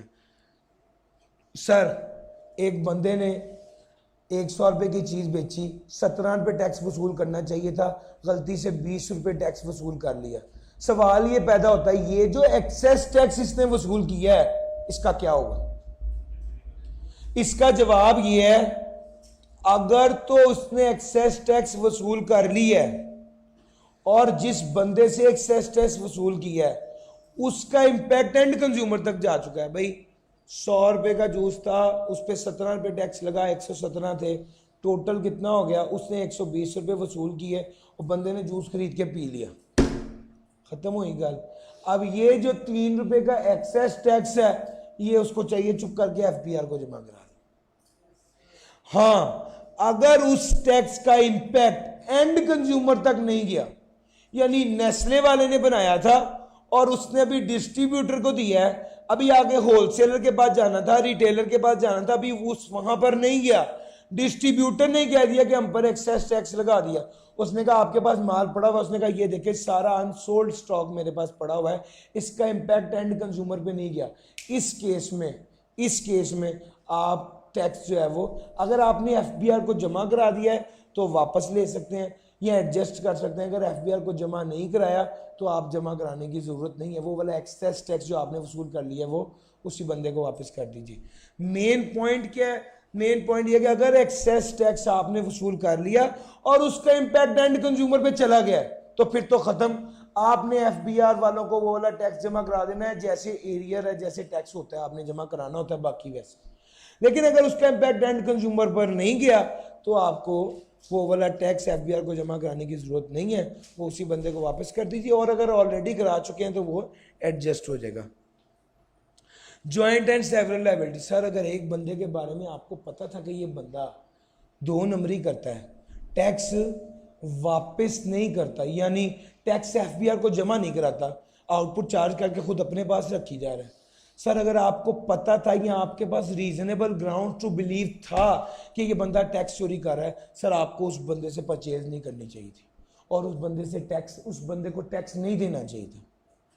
अगर आपने इस सब जानने बूझने के बावजूद उससे परचेज की तो वो टैक्स जो आपने उसको अदा किया, आप खुद उसके लिए सेवरली और जॉइंटली लायबल होंगे। यानी आपको वो वाला टैक्स एफबीआर को जमा कराना पड़ेगा। एफबीआर वाला ये कहेगा कि आप ये टैक्स अब मुझे खुद दें, आपको पता भी था ये बंदा टैक्स चोर है, आपने इससे क्यों परचेज किया और इससे क्यों टैक्स दिया। सर वो बंदा जो कि जिसके बारे में आपको पता है कि ये टैक्स फ्रॉड में इन्वॉल्व है, तो उस बंदे को चाहिए कि वो उस बंदे से परचेज ना करे। अगर उसने उसको टैक्स दे दिया तो वो जॉइंटली और सेवरली लायबल होगा। जिस बंदे ने टैक्स फ्रॉड किया वो बंदा और जो बंदा टैक्स दे रहा है, ये दोनों जॉइंटली और सेवरली। सर ये कॉन्सेप्ट आपने लॉ में पढ़ा है, यस और नो? जॉइंटली का मतलब होता है इकट्ठे, सेवरली का मतलब होता है कल्ले कल्ले, यानी अकेले अकेले। ठीक हो गया? तो भाई लेकिन इस बात का सबूत टैक्स डिपार्टमेंट वालों को देना पड़ेगा कि आपको पता भी था, आपने ऐसा क्यों किया। टैक्स डिपार्टमेंट वाला इसको प्रूफ करेगा। सर जी जीरो रेटेड आइटम्स की स्टोरी आपको पहले बता चुके हैं। आउटपुट टैक्स 0% पे और इनपुट टैक्स क्लेम करना है। ठीक हो गया ना? सर कौन सी चीजें आती हैं? सर इसका पूरा स्केड्यूल है, उसका नाम है 5th स्केड्यूल। इसमें जीरो रेटेड आइटम्स आती हैं, मेनली एक्सपोर्ट है। और इसके अलावा अगर कोई कन्वेंस पाकिस्तान से बाहर जा रही, बड़ी बार पास पेपर में है, शिप प्रोसीडिंग टू ओस्लो, इसका मतलब क्या है? सर ये जीरो रेटेड सप्लाई अगर हमने इसको चीजें बेची। पीआईए की इंटरनेशनल फ्लाइट, इसका क्या मतलब है? जीरो रेटेड सप्लाई अगर हमने वहां पर चीजें बेची हैं। सर कोई भी ऐसी कन्वेंस जो पाकिस्तान से बाहर जा रही हो, सर वो सप्लाई। नहीं भैया, आपने वहां पर आप वो कन्वेंस जो पाकिस्तान से बाहर जा रही हो, आपने वहां पर कुछ सप्लाई किया तो उसकी बात करें। सर जी फेडरल गवर्नमेंट के पास पावर है कि नेशनल सिक्योरिटी डिजास्टर के हवाले से किसी भी आइटम के बारे में स्पेसिफाई कर दे कि ये जीरो रेटेड आइटम है तो वो भी जीरो रेटेड आइटम होगी। सर कौन सी आइटम जीरो रेटेड नहीं होगी? सर आपने एक्सपोर्ट की लेकिन नीयत ये थी कि री इम्पोर्ट कर लें वापस, तो एक्सपोर्ट की। मुझे आपको देख के लग रहा है कि सवाल सीरियस नहीं है, इसलिए मैं कह रहा हूँ थोड़ी देर ठहर जाइए, मैं ज़रूर आंसर कर दूँगा आपके हंसते हुए चेहरे से। अल्लाह ताला आपको हंसता मुस्कुराता रखे, लेकिन बड़ी सीरियस बात हो रही है इसमें। सर जी ज़रा देखिएगा, जीरो रेटेड आइटम आपने एक्सपोर्ट की फिर भी जीरो रेटिंग नहीं है, नहीं होगी सर कुछ केसेस में। सर आपने यहाँ से कपड़ा चाइना पे जाए ताकि एम्ब्रॉयडरी होके वापस आ जाए, सर ये एक्सपोर्ट है? नहीं एक्सपोर्ट। सर आपने चाइना के ऑर्डर पर कपड़ा बनाया है ताकि चाइना एक्सपोर्ट किया जाए, मगर एक मसला हो गया, चाइना वालों ने सैंपल देख के ही आपका रिजेक्ट कर दिया। नीयत तो एक्सपोर्ट की थी लेकिन अब एक्सपोर्ट हुई नहीं। सर जी ये दूसरी बात है।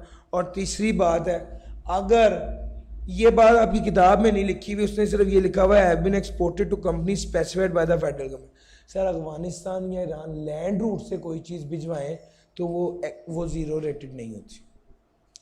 अफगानिस्तान और ईरान लैंड रूट से कोई चीज़ भिजवाएं तो वो जीरो रेटेड नहीं होती।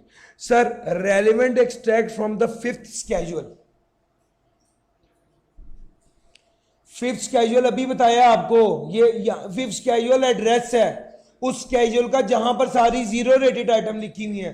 थर्ड स्केड्यूल एड्रेस है उस आइटम का जहां पर थर्ड स्केड्यूल आइटम यानी मैन्युफैक्चरर ने टैक्स जमा कराना है और रिटेल प्राइस पर। पता चल गया ना sir ji. Fifth schedule sir diplomatic mission ये भी zero rated. Duty free shop पे सप्लाई की zero rated. Supplies of raw material components and good for further manufacturing of goods in export processing zone. Sir एक pass paper में सवाल आया, उसने कहा सप्लाई की हैं चीजें रिटेलर को एक्सपोर्ट प्रोसेसिंग जोन में। सर ये जीरो रेटेड नहीं थी। एक्सपोर्ट प्रोसेसिंग जोन देख के बच्चे जज्बाती हो गए। गौर करें, एक्सपोर्ट प्रोसेसिंग जोन में जो चीजें बेची हैं वो क्या फर्दर प्रोसेस के लिए थी या रिटेलर को दी हैं कंजम्पशन के लिए? सर फर्दर प्रोसेस के लिए देंगे तो जीरो रेटेड है। उसने लिखा हुआ था रिटेलर को दिए, वो जीरो रेटेड नहीं थी। Sir locally manufactured plant and machinery export processing zone को दें तो वो भी जीरो रेटेड है। अगर कुरान पाक एग्जाम्प्ट है लेकिन अगर एक्सपोर्ट करेंगे तो वो भी क्या हो जाएगा? जीरो रेटेड हो जाएगा। सर जी एग्जाम्प्ट गुड्स की बात करने लगा हूं, जीरो रेटेड की बात कर ली। एग्जाम्प्ट गुड्स सिक्स्थ स्केड्यूल है। आइटम्स एग्रीकल्चर फार्मास्यूटिकल, जितनी भी फार्मास्यूटिकल्स हैं, हम जो भी दवाइयाँ वगैरह खरीदते हैं उस पर सेल टैक्स नहीं होता। होली कुरान सेल टैक्स नहीं होता। और भी बहुत सी आइटम है जो कहाँ लिखी हुई हैं? सिक्स्थ स्केड्यूल में। सब फल सब्जियां उस पर सेल टैक्स नहीं होता। फेडरल गवर्नमेंट कह सकती है नेशनल सिक्योरिटी के मकसद के लिए इन्हें नेशनल डिजास्टर को मद्देनजर रखते हुए कि जनाब फलां आइटम को एग्जाम्प्ट करार दे दिया जाए तो वो फिर एग्जाम्प्ट हो जाएगी। सर ये एक एरिया था जो अभी हमने डिस्कस किया चैप्टर 17 का, जिसमें हमारा असल मकसद था कि हम आपको कॉन्सेप्चुअली स्ट्रॉन्ग करें जिसकी बेस पर आप न्यूमेरिकल करने के काबिल हों। सर ये जो अगला एरिया है ये प्योर थ्योरेटिकल एरिया है और इसमें से सवाल लाजमी आता है पेपर में, यानी एक पार्ट उसमें से आ जाता है और एक इसमें से। उसकी दूसरे नंबर पे एक बात ये भी है कि भाई उसमें से अगर ना भी आए तो वो तो तैयार इसलिए भी करना है कि न्यूमेरिकल तो आना ही आना है। तो ये वाला एरिया थ्योरेटिकल इंपॉर्टेंट है। सर आपको बताया था who is live. Sir ji registration मेरे मुताबिक सेकंड एरिया, यानी ये वो वाला एरिया है जो थ्योरेटिकली सुपर इंपॉर्टेंट है। Sir who is liable to be registered. Sir 6 लोग हैं जो लायबल टू बी रजिस्टर्ड है। Manufacturer other than cottage industry. Sir याद रखिएगा, एक असूल ध्यान में रखें, जिस बंदे की सप्लाई एग्जाम्प्ट होती है ना उसने रजिस्टर होके क्या करना है? सर रजिस्टर होके आप क्या करते हैं? आउटपुट चार्ज करते हैं, इनपुट क्लेम करते हैं, बाकी पैसे एफबीआर को जमा करते हैं। एक बंदा है जिसकी जो आइटम बेचता है वो आइटम ही एग्जाम्प्ट है। आउटपुट चार्ज करना है? नहीं। इनपुट क्लेम करना है? नहीं। तो रजिस्टर हो गया, उन्हें की करना चाहिए? तो वो एग्जाम्प्ट वाला बंदा, एग्जाम्प्ट जिसकी सप्लाईज होती हैं उसको रजिस्टर होने की जरूरत नहीं। सर आपको पता है कॉटेज इंडस्ट्री की खास बात क्या है? कॉटेज इंडस्ट्री जो घरेलू इंडस्ट्री होती है उसकी खास बात यह है कि उसकी सप्लाई जो होती है वो एग्जाम्प्ट होती है, इसीलिए उसको रजिस्टर होने की जरूरत नहीं होती। सर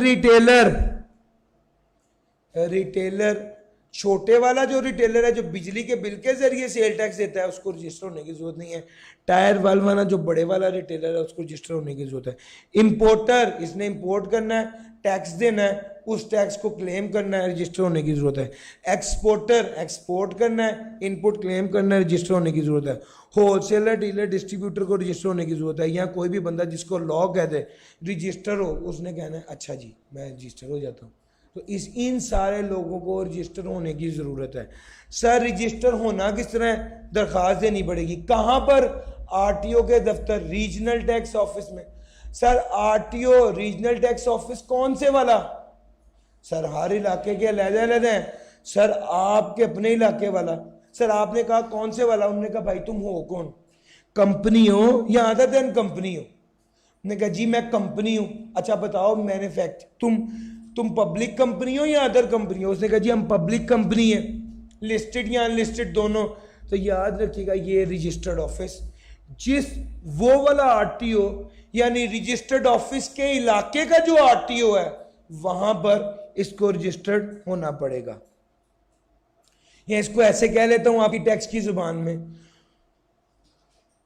वो आरटीओ जिसकी जुरिस्डिक्शन में रजिस्टर्ड ऑफिस आता है, रजिस्टर इस कंपनी ने वहां पर जाके अपने आप को रजिस्टर्ड कराना है। सर कंपनी, उस बंदे ने कहा, एक बंदे ने कहा मैं रजिस्टर होना चाहता हूं, उन्होंने कहा रजिस्टर होना चाहते हो तो कवायद जमा कराओ। उन्होंने कहा कहां पे? आरटीओ में। कौन से आरटीओ में? उन्होंने कहा तुम हो कौन? उसने कहा मैं कंपनी हूं लेकिन पब्लिक लिस्टेड अनलिस्टेड नहीं, प्राइवेट कंपनी है। प्राइवेट कंपनी है तो बताओ काम क्या करते हो? मैन्युफैक्चरिंग करते हो या अदर देन मैन्युफैक्चरिंग? उसने कहा मैन्युफैक्चरिंग करता हूं। जहां पर फैक्ट्री है उस इलाके में जिसकी जुरिस्डिक्शन है उस आरटीओ के पास जाओ। सर जुरिस्डिक्शन समझते हैं क्या होता है? जिस तरह मुतलका थाना होता है ना, समझ आ रही? हर थाने की एक जुरिस्डिक्शन होती है, पुलिस स्टेशन की, ठीक हो गया। इसी तरह ही आरटीओ रीजनल टैक्स ऑफिस है, इसकी भी जुरिस्डिक्शन होती है, हमने उस जुरिस्डिक्शन में जाना होता है। अभी जैसे एक कानून है कि अगर आपने कोई जगह किराए पर ली है तो आपको मुतलका थाने में जाके इतला करनी पड़ेगी कि हमने ये जगह किराए पर ली है या दी है। अब वो किस थाने में जाए? सर उस इलाके को जो थाना लगता है, ऐसा ही होता है ना सर? बिल्कुल इसी तरह ही। मैंने रजिस्ट्रेशन करानी है, मुझे कहाँ जाना चाहिए? वो कहते हैं आरटीओ जाओ। मैंने कहा किस आरटीओ जाओ? कहते उस इलाके की हदूद जिस आरटीओ के अंडर आती है उस वहां पर जाना चाहिए। सर अगर एक कंपनी है और वो पब्लिक लिस्टेड अनलिस्टेड नहीं है और वो मैन्युफैक्चरिंग भी नहीं करती तो फिर जहां पर भी कारोबार करती है उस इलाके के आरटीओ के पास जाना पड़ेगा। और अगर एक कंपनी नहीं है तो देखना पड़ेगा मैन्युफैक्चरिंग करती है या नहीं करती। अगर मैन्युफैक्चरिंग करती है तो जहां फैक्ट्री है वहां पे जाना पड़ेगा। अगर बिजनेस करती है तो जहां पे बिजनेस करती है वहां पे जाना पड़ेगा। अगर मैन्युफैक्चरिंग भी करती है और बिजनेस भी कर रही है, दोनों प्रेमिसेस अलग-अलग हैं, यानी मैन्युफैक्चरिंग भी है और बिजनेस प्रेमिसेस हैं, दोनों अलग-अलग हैं, तो कहां पे जाना पड़ेगा? जहां पर मैन्युफैक्चरिंग है वहां पर जाना पड़ेगा। सर जी यस और नो? हमने इतनी सादा लगा के ये आइडेंटिफाई किया है कि मुतलका आरटीओ कौन सा है, किस आरटीओ के दफ्तर में जाना है। सर आरटीओ के दफ्तर में चले गए, अब क्या करना है? अब रजिस्ट्रेशन करानी है। सर वो कौन कौन से कवायद चाहिए? सर बैंक अकाउंट की डिटेल चाहिए, बिजली गैस के बिल के डिटेल्स चाहिए। सर अगर मल्टीपल ब्रांचेज है तो हर ब्रांच और उसकी लोकेशन और उसके पर्टिकुलर्स चाहिए। सर बिजनेस प्रेमिसेस की GPS tagged photograph. Sir GPS tag समझते हैं? लोकेशन साथ आ रही हो कहां पर है, ठीक हो गया। अगर मिसाल के तौर पे आप अपने दोस्त को कहते हैं कि मैं इस वक्त आई कैब में, वो कहते हैं नहीं मैं नहीं मानता, आप उसे कहेंगे अच्छा ये ना मैं तुम्हें अपनी लोकेशन सेंड कर रहा हूँ। जब वो आपकी लोकेशन देखेगा तो उसे यकीन आ जाएगा कि आप वाकई आई कैब में ही, ठीक हो गया। भाई सोने के लिए तो कोई भी जगह हो सकती है। सर बात समझ में आ रही है? तो ये जीपीएस टैग फोटोग्राफ। अच्छा अगर कोई मैन्युफैक्चरर है तो वो जीपीएस टैग्ड नहीं, सिर्फ जीपीएस टैग फोटोग्राफ प्रेमिसेस की नहीं बल्कि वो प्लांट एंड मशीनरी की भी और इलेक्ट्रिकल और गैस मीटर की भी जीपीएस टैग फोटोग्राफ्स लगाएगा। ये सारे कवायद पूरा करने के बाद सर आजकल तो सिम नहीं निकलती बायोमेट्रिक के बगैर, तो आपकी सेल टैक्स की रजिस्ट्रेशन भी नहीं हो सकेगी। आपको करीबी ई सहूलत सेंटर जाकर बायोमेट्रिक करानी पड़ेगी, फिर आपका इदारा क्या होगा? रजिस्टर होगा। सर अगर आपने मैन्युफैक्चरर के तौर पर रजिस्टर कराना था तो फिर फील्ड ऑफिसर भी आएंगे, वो आके चेक करेंगे कि जो कवायद आपने जमा कराए क्या वाकई ठीक है, वो चेकिंग करेंगे। अगर कोई गलती वो निकाल दें तो आपको मिसिंग डॉक्यूमेंट मांगेंगे या वो कोई इनकन्सिस्टेंसी हाईलाइट करेंगे तो आपको वो इनकन्सिस्टेंसी 15 दिन के अंदर अंदर पूरी करनी है और वो डॉक्यूमेंट जमा कराना है। अगर आप ना जमा करा सके तो वो आपको जहाँ पे अच्छा भला आपको रजिस्टर कर दिया था दोबारा क्या कर देंगे? डी रजिस्टर कर देंगे या सेल्स टैक्स एक्टिव टैक्स पे लिस्ट से आपका नाम निकाल देंगे। सर मुबारक हो, आप रजिस्टर हो गए।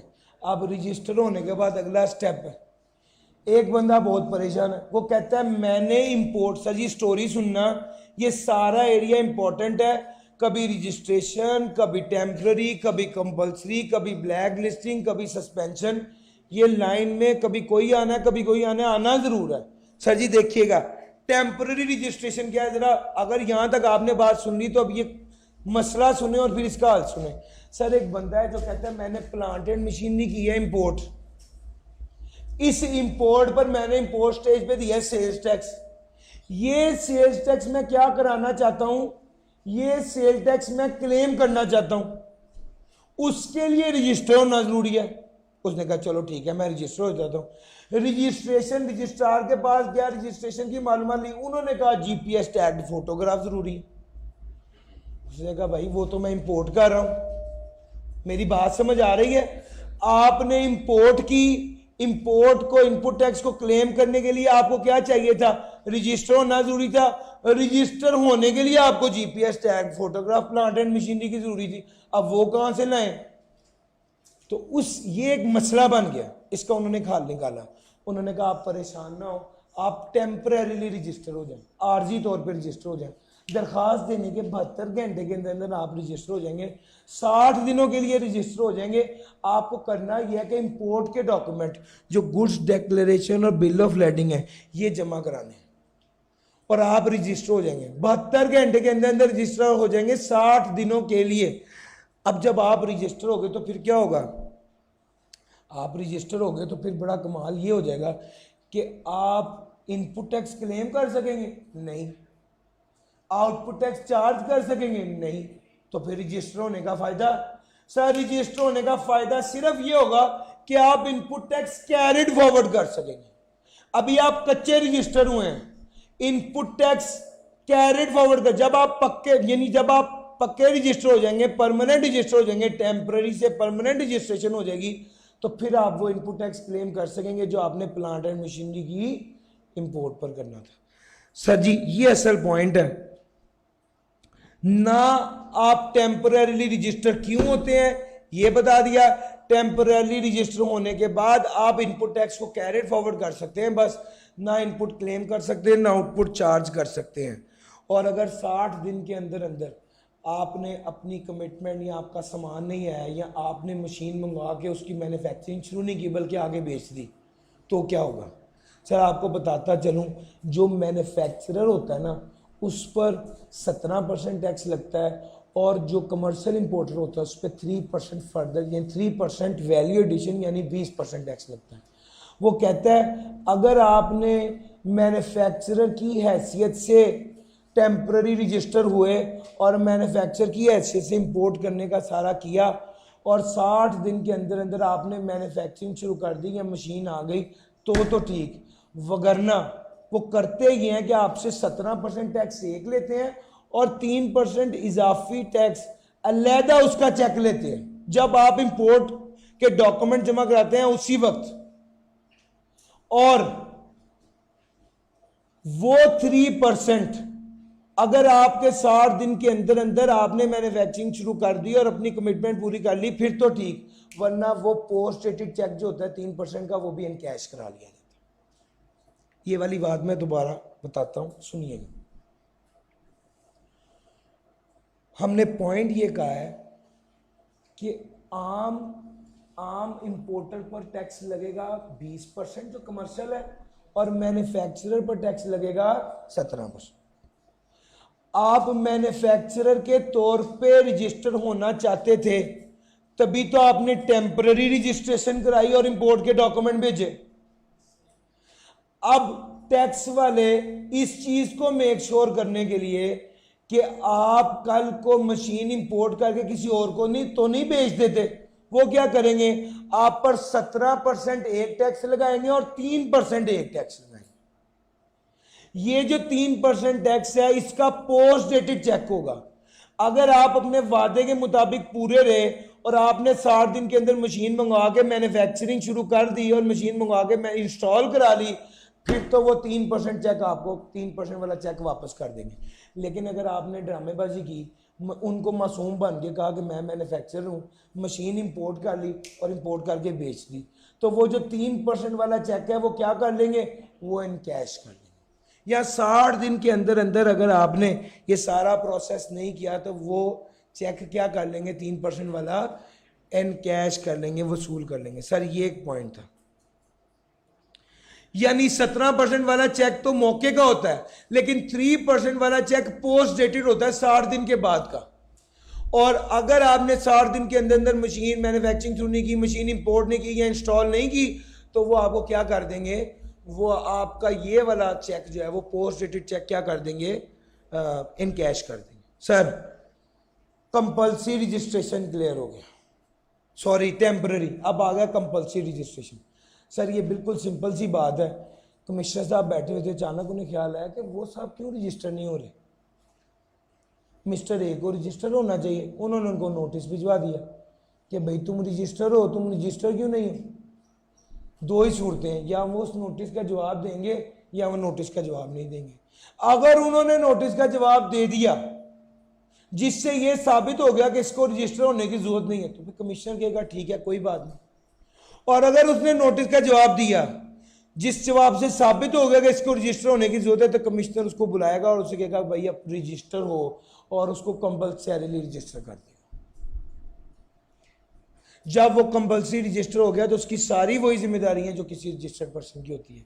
मसला यहाँ पे तो सिंपल था, एक और बंदा भी है जिसके पास नोटिस आया तो वो नोटिस गायब कर गया था, मुझे तो कोई नोटिस मिला ही नहीं, वो नोटिस का जवाब देता ही नहीं है। सर अगर कोई ऐसा बंदा है जो नोटिस का जवाब ही नहीं दे रहा तो क्या करना पड़ेगा।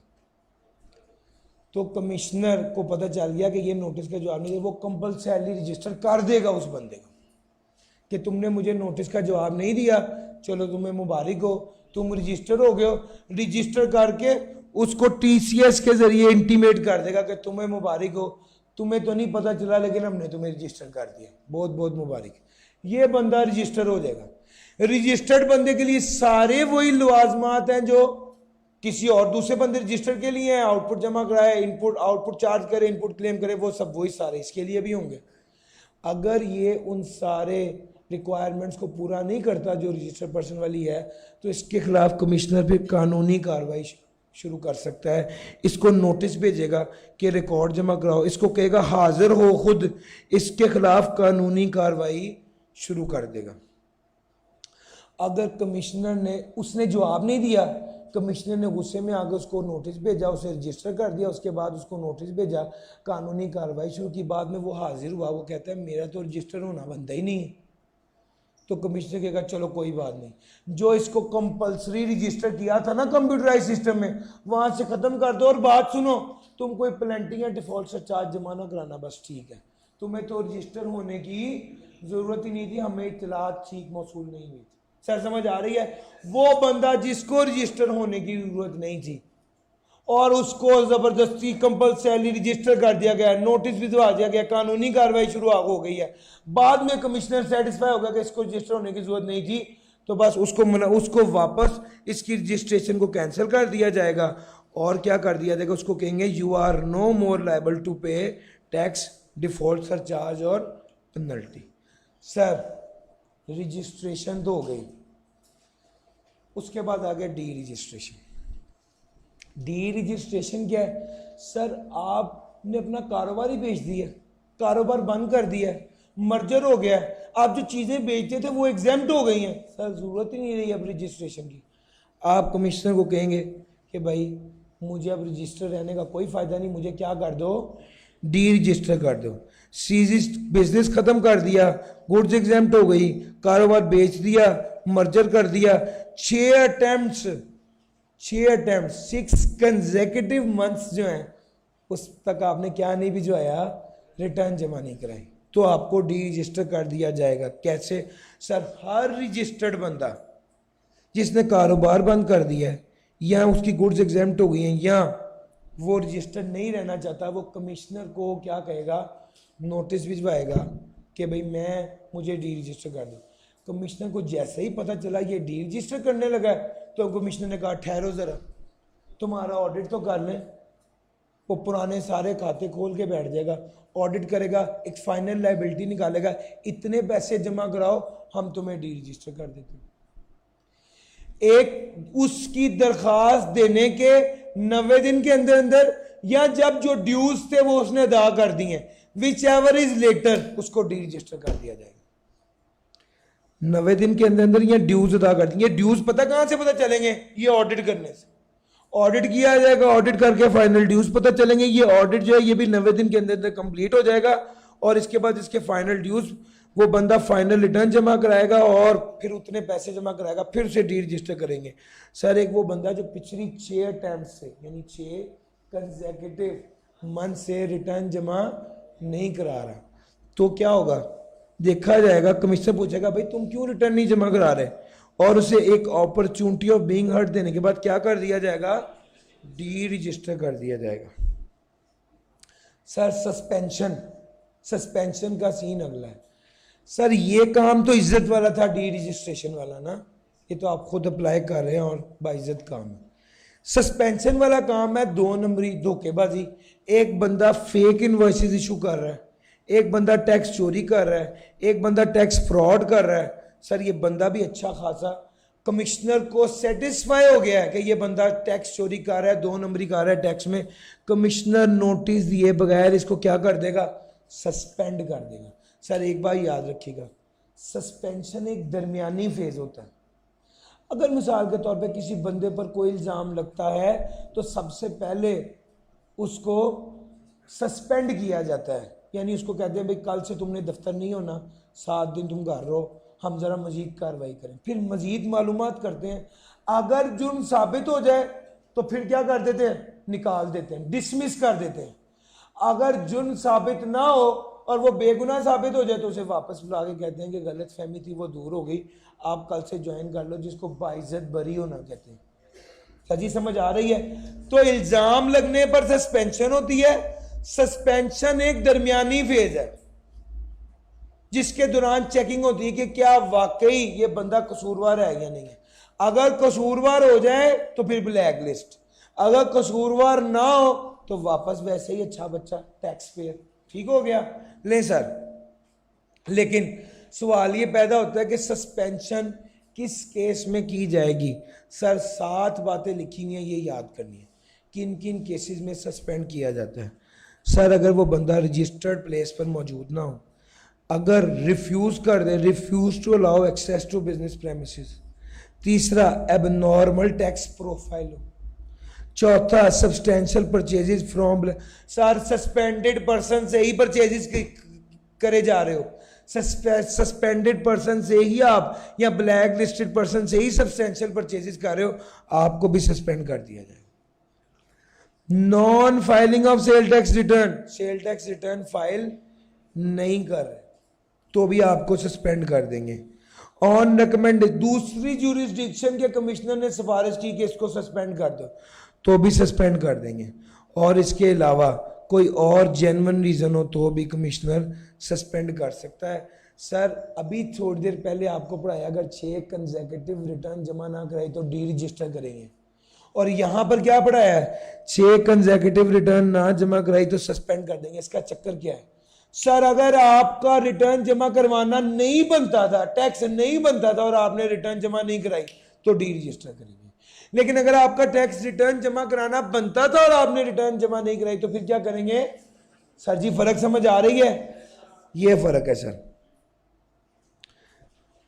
सर एक आरटीओ का बंदा, एक आरटीओ का कमिश्नर दूसरे आरटीओ के चीफ कमिश्नर को कह सकता है कि मेरे इलाके का बंदा तुम्हारे इलाके के सस्पेंडेड बंदे से मेजर परचेजेस कर रहा है तो उस बंदे को भी सस्पेंड करो, तो फिर उसको भी सस्पेंड करना पड़ेगा। सर ये वाला पॉइंट है, जब एक इलाके का कमिश्नर दूसरे इलाके के चीफ कमिश्नर को कहता है कि भाई मेरे इलाके का बंदा मेजर परचेजेस तुम्हारे इलाके के बंदे से कर रहा है जो ऑलरेडी सस्पेंडेड है, तो इसको भी सस्पेंड किया जाए। सर जी मेरी बात समझ आ रही है? इस केस में उसको भी सस्पेंड कर दिया जाएगा। याद रखिएगा सस्पेंडेड होने का नुकसान क्या है?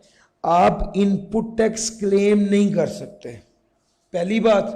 दूसरे नंबर पे आपकी इशू की हुई इनवॉइस पे कोई और इनपुट टैक्स क्लेम नहीं कर सकता। एक तो आप इनपुट टैक्स क्लेम नहीं कर सकते, दूसरा जो इनवॉइस आपने इशू किया इस पर कोई और इनपुट टैक्स क्लेम नहीं कर सकता। 2 से 3 बार पास पेपर में सवाल आया है। एक बंदा सस्पेंड हुआ है अप्रैल में और इसकी इनवॉइस थी मार्च की। अप्रैल के महीने में ये सस्पेंड हो गया, हमने इससे परचेज की थी मार्च में, उस वक्त ये अच्छा भला शरीफ आदमी था, हमने अप्रैल के महीने में इससे परचेज की थी तो इनपुट क्लेम किया। सर इनपुट क्लेम नहीं कर सकेंगे। सस्पेंडेड पर्सन जो होता है इससे परचेजेस की हो तो इसकी इशू की हुई इनवॉइस पर इनपुट टैक्स क्लेम नहीं कर सकते। गर्चे वो बंदा जब आपने परचेज की थी तब सस्पेंड नहीं था, तब भी नहीं कर सकते। सच्ची समझ आ रही है? जब आपने उससे परचेज की तब तो वो सस्पेंड नहीं था, आप चीख चीख कर कहेंगे, लेकिन एफबीआई कहेगा नहीं कर सकते सर। ठीक हो गया भाई? सर जी, कमिश्नर सस्पेंशन ऑर्डर के 7 दिन के अंदर उसको शो कॉज नोटिस देगा। शो कॉज नोटिस का मतलब पता है ना? वजह बताओ क्या मसला है तुम्हें, और अपॉर्चुनिटी ऑफ बीइंग हर्ट देगा, जिसके 15 दिन के अंदर अंदर उस बंदे को चाहिए कि वो रिस्पॉन्ड करे और जस्टिफिकेशन दे। अगर उसने कोई जस्टिफिकेशन ना दी, कोई रिस्पॉन्स नहीं दिया, कोई रिकॉर्ड शो नहीं किया, कोई अलाउ एक्सेस नहीं की, या कोई और इसी तरह से बिहेव किया कि कमिश्नर को लगे कि ये बंदा ही ठीक नहीं है, तो उस बंदे को ब्लैक लिस्ट कर दिया जाएगा। इल्ज़ाम लगा, सस्पेंड किया, सस्पेंशन के ऑर्डर के 7 दिन के अंदर अंदर शो कॉज नोटिस दिया और कहा कि शो कॉज नोटिस के 15 दिन के अंदर अंदर तुम सफाई पेश करो, वजह बताओ। अगर उसने वजह बता दी तो ठीक, अगर उसने वजह नहीं बताई तो इसको क्या कर दिया जाएगा? ब्लैक लिस्ट कर दिया जाएगा। अगर ऑर्डर ऑफ सस्पेंशन के 7 दिन के अंदर अंदर शो कॉज नोटिस नहीं दिया तो ऑर्डर ऑफ सस्पेंशन खत्म, वो बंदा बहाल हो जाएगा। सस्पेंड हो गया था ना बंदा, सस्पेंशन ऑर्डर के 7 दिन के अंदर अंदर अगर ऑर्डर और शो कॉज नोटिस नहीं दिया तो बंदा क्या हो जाएगा? बहाल हो जाएगा, वापस वैसे ही अच्छा बंदा बन जाएगा जैसे पहले था। In case of non availability of the suspended person as the given address, अगर सस्पेंडेड पर्सन अवेलेबल नहीं था गिवन एड्रेस पे तो एलटीयू और RTO, LTU large tax payer unit, RTO regional tax office, इन दफ्तरों में नोटिस बोर्ड पर फिक्स कर दिया जाएगा कि इस बंदे को सस्पेंड कर दिया गया है। जब इस बंदे को नोटिस वसूल हुआ, on receipt of notice, on receipt of the reply to the notice after giving an opportunity of being heard to the registered person, अगर कमिश्नर सेटिस्फाई हो जाए तो वो भी सस्पेंशन ऑर्डर क्या कर सकता है? रिवोक। ये 7 दिन के बाद 15 दिन के लिए वो उसने कहा था ना आओ मुझे बताओ, वो आया, उसने बताया, कमिश्नर मुतमईन हो गया, सस्पेंशन ऑर्डर रिवोक इस तरह भी हो सकता है। ब्लैक लिस्टिंग, सस्पेंशन ऑर्डर दिया, 7 दिन के अंदर अंदर शो कॉज नोटिस दिया, 15 दिन के अंदर उसने कोई जवाब नहीं दिया, इस बंदे को ब्लैक लिस्ट कर देंगे। ब्लैक लिस्ट का मतलब ये है, और उसके खिलाफ फिर कानूनी कार्रवाई की जाएगी, अदालती कार्रवाई की जाएगी। ब्लैक लिस्टिंग में क्या होगा? सर नोटिस में लिखा जाएगा क्या ब्लैक लिस्टिंग थी, कब से इसकी की हुई इनवॉइसेस पर इनपुट टैक्स क्लेम नहीं किया जा रहा और इनएडमिसिबल है। Sir order of black listing अगर 90 दिन के अंदर अंदर ना दिया गया, सर ऑर्डर ऑफ सस्पेंशन के बाद 7 दिन बाद क्या था? शो कॉज नोटिस था। शो कॉज नोटिस के 90 दिन के अंदर अंदर ऑर्डर ऑफ ब्लैक लिस्टिंग ना दिया गया तो ये बंदा क्या हो जाएगा?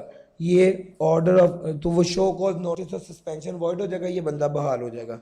सर जब बंदे को सस्पेंड कर दें या बंदे को ब्लैक लिस्ट कर दें तो अगला काम ये जरूर करते हैं, सारे रेलिवेंट और कंसर्न डिपार्टमेंट को इन्फॉर्म ज़रूर कर दिया जाता है कि इन लोगों का इस बंदे को ब्लैक लिस्ट या सस्पेंड किया गया और इसकी इशू की हुई इनवॉइस पर इनपुट टैक्स क्लेम नहीं होगा।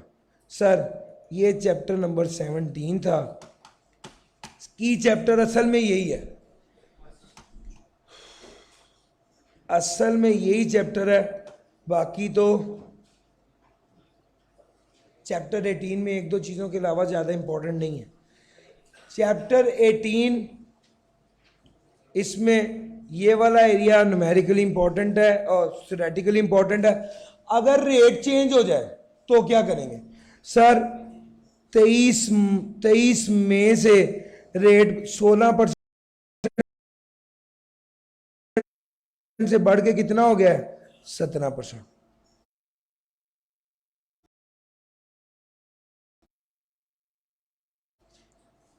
तो सवाल ये है कि रेट चेंज होने से क्या फर्क पड़ेगा? सर कोई फर्क नहीं पड़ेगा सर, सिर्फ ये है कि जो 23-22 मई तक का सप्लाईज है उस पर 16% रेट लगेगा, जो 22 मई के बाद की सप्लाईज है उस पर 17। इसका मतलब है टाइम ऑफ सप्लाई बड़ा क्रूशल हो जाएगा। टाइम ऑफ सप्लाई का कॉन्सेप्ट बड़ा इंपॉर्टेंट यहां पे अप्लाई करना होगा। सर वो कहता है अगर टैक्सेबल सप्लाई रजिस्टर्ड पर्सन ने की है और तो जिस दिन सप्लाई किया उस दिन का रेट देखेंगे, वो वाला रेट लग जाएगा। चेंज हुआ है तो क्या करें। लेकिन अगर गुड्स इंपोर्ट की हैं तो जिस दिन गुड्स डिक्लेरेशन प्रेजेंट किया है उस दिन का रेट देखेंगे। अगर गुड्स डिक्लेरेशन पहले प्रेजेंट कर दिया है तो जब मैनिफेस्ट ऑफ द कन्वेंस आएगी उस दिन का रेट देखेंगे।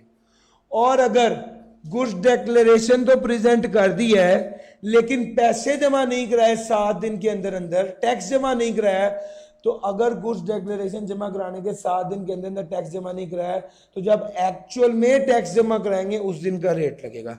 ये 4 बातें आपको बताई। सबसे पहली बात, टैक्सेबल सप्लाई है तो जब सप्लाई हुई उस दिन का रेट लगेगा। इंपोर्ट किया है तो जिस दिन गुड्स डिक्लेरेशन डिक्लेयर की उस दिन का रेट लगेगा। अगर एडवांस में गुड्स डिक्लेरेशन एडवांस में जमा करा दिया है, अभी कन्वेंस नहीं आई, तो जब मैनिफेस्ट ऑफ द कन्वेंस आएगी, मैनिफेस्ट असल में वो डॉक्यूमेंट होता है जिसपे तफसील होती है कि ये जहाज आ रहा है, इसमें फलां फलां चीज़ है। जब मैनिफेस्ट ऑफ द कन्वेंस आएगी उस दिन का रेट लगेगा। चौथे नंबर पे, अगर 7 दिन के अंदर अंदर आपने गुड्स डिक्लेरेशन तो जमा करा दिया, पैसे जमा कराए नहीं, 7 दिन के अंदर अंदर गुड्स डिक्लेरेशन जमा कराने के पैसे जमा नहीं कराए, तो जब अब असल में टैक्स जमा कराएंगे उस दिन वाला रेट लगेगा। सर कब जमा करानी है रिटर्न? 15 दिन के अंदर अंदर रिटर्न जमा करानी होती है। जो महीना खत्म, मतलब जून के महीने की रिटर्न 15 जुलाई तक, जुलाई के महीने की रिटर्न 15 अगस्त तक, जनवरी के महीने की रिटर्न 15 फरवरी तक, अगले महीने की 15 को। लेकिन अगर आप इंपोर्ट कर रहे हैं तो जब कस्टम ड्यूटी जमा कराएंगे साथ ही आपको सेल टैक्स भी जमा कराना होता है। किस तरह जमा कराना है टैक्स? इंपोर्ट किया है तो जिस तरह कस्टम ड्यूटी जमा कराई है वैसे करें। टैक्सेबल सप्लाई है तो बैंक में जमा कराएं, नॉर्मली नेशनल बैंक में जमा होता है। सर आउटपुट टैक्स क्या है? सप्लायर्स पर जो चार्ज करते हैं वो आउटपुट टैक्स है। सर बाज़-औक़ात फेडरल एक्साइज ड्यूटी भी जो सेल टैक्स के मोड में लगे वो आउटपुट टैक्स होती है। फेडरल एक्साइज ड्यूटी आपके स्कोप में नहीं है, हम उसको डिस्कस नहीं करते। भाई ये याद रखिएगा, फेडरल एक्साइज ड्यूटी अगर सेल टैक्स की तरह लगे, सेल टैक्स के तरीके से लगे तो वो भी आउटपुट टैक्स होता है। अगर आपने सर्विसेज दी हैं तो वो भी आउटपुट टैक्स है। ले जनाब, और इनपुट टैक्स की अगर बात करें, जो चीज़ खरीदी आपने, जो गुड्स वसूल की, परचेज की, वो इनपुट टैक्स है। जो इंपोर्ट की वो इनपुट टैक्स है। जो एफईडी सेल टैक्स मोड में पे किया है वो इनपुट टैक्स है। जो आज़ाद कश्मीर से खरीदी है वो उस पर इनपुट टैक्स ले सकते हैं, और जो सर्विसेज खरीदी हैं उस पर इनपुट टैक्स ले सकते हैं। आउटपुट और इनपुट की डेफिनेशन ऑल दो हम एक्सपेक्ट नहीं करते कि वो ये वाला सवाल पूछ लेगा, लेकिन बड़ी सिंपल है, मैंने एक बार डिस्कस करवा दी। असल कॉन्सेप्ट है ये वाला जो पेपर में आने वाला है, डिस्ट्रक्शन ऑफ गुड्स। ये भला क्या है? अगर गुड्स डिस्ट्रक्ट हो जाए, डिस्ट्रक्ट का मतलब होता है खराब हो जाए, तबाह हो जाए, डिस्ट्रॉय हो जाए, एक्सपायर हो जाए, तो क्या होगा? सर आपके पास गुड्स थी, गुड्स डिस्ट्रक्ट हो गई, आपने अब इनको आग लगानी थी, तो सर खुद आग ना लगाइए, टैक्स वालों को कहिए आओ आगे देखो आपके सामने हम आग लगा रहे हैं और ये सप्लाई नहीं शुमार होनी चाहिए। अगर आपने अपने तौर पे आग लगा दी तो उससे समझा जाएगा सप्लाई हो गई है और आउटपुट टैक्स चार्ज हो जाएगा। तो अगर गुड्स को डिस्ट्रॉय करना है तो in the presence of an officer inland revenue not below the rank of assistant collector आप गुड्स को डिस्ट्रॉय करें। और अगर आपने गुड्स को असिस्टेंट कलेक्टर की मौजूदगी में डिस्ट्रॉय किया तो सप्लाई नहीं मानी जाएगी, आउटपुट चार्ज नहीं होगा, लेकिन इनपुट फिर भी क्लेम नहीं कर सकेंगे, इनपुट क्लेम नहीं कर सकेंगे। सर आउटपुट चार्ज नहीं ना किया तो इनपुट क्लेम नहीं कर सकेंगे। अगर आप असिस्टेंट कलेक्टर मौजूद नहीं था, आपने आउटपुट चार्ज कर दिया, आउटपुट चार्ज हो गया आप पे ना, जब वो नहीं था मौजूद आउटपुट चार्ज हो गया, इनपुट क्लेम कर सकेंगे। लेकिन अगर असिस्टेंट कलेक्टर था तो आउटपुट चार्ज नहीं होगा और इनपुट भी क्लेम उस पर नहीं किया जाएगा, ये याद रखिएगा। डिस्ट्रक्शन के अंदर अगर असिस्टेंट कलेक्टर था तो आउटपुट भी नहीं होगा और इनपुट भी नहीं होगा, और अगर ये नहीं था तो आउटपुट भी होगा और इनपुट भी होगा, बस ये बात। सर इनपुट आपने क्लेम करना है, कैसे करेंगे? सर आपके पास सबूत होना चाहिए। सबूत क्या हो सकता है?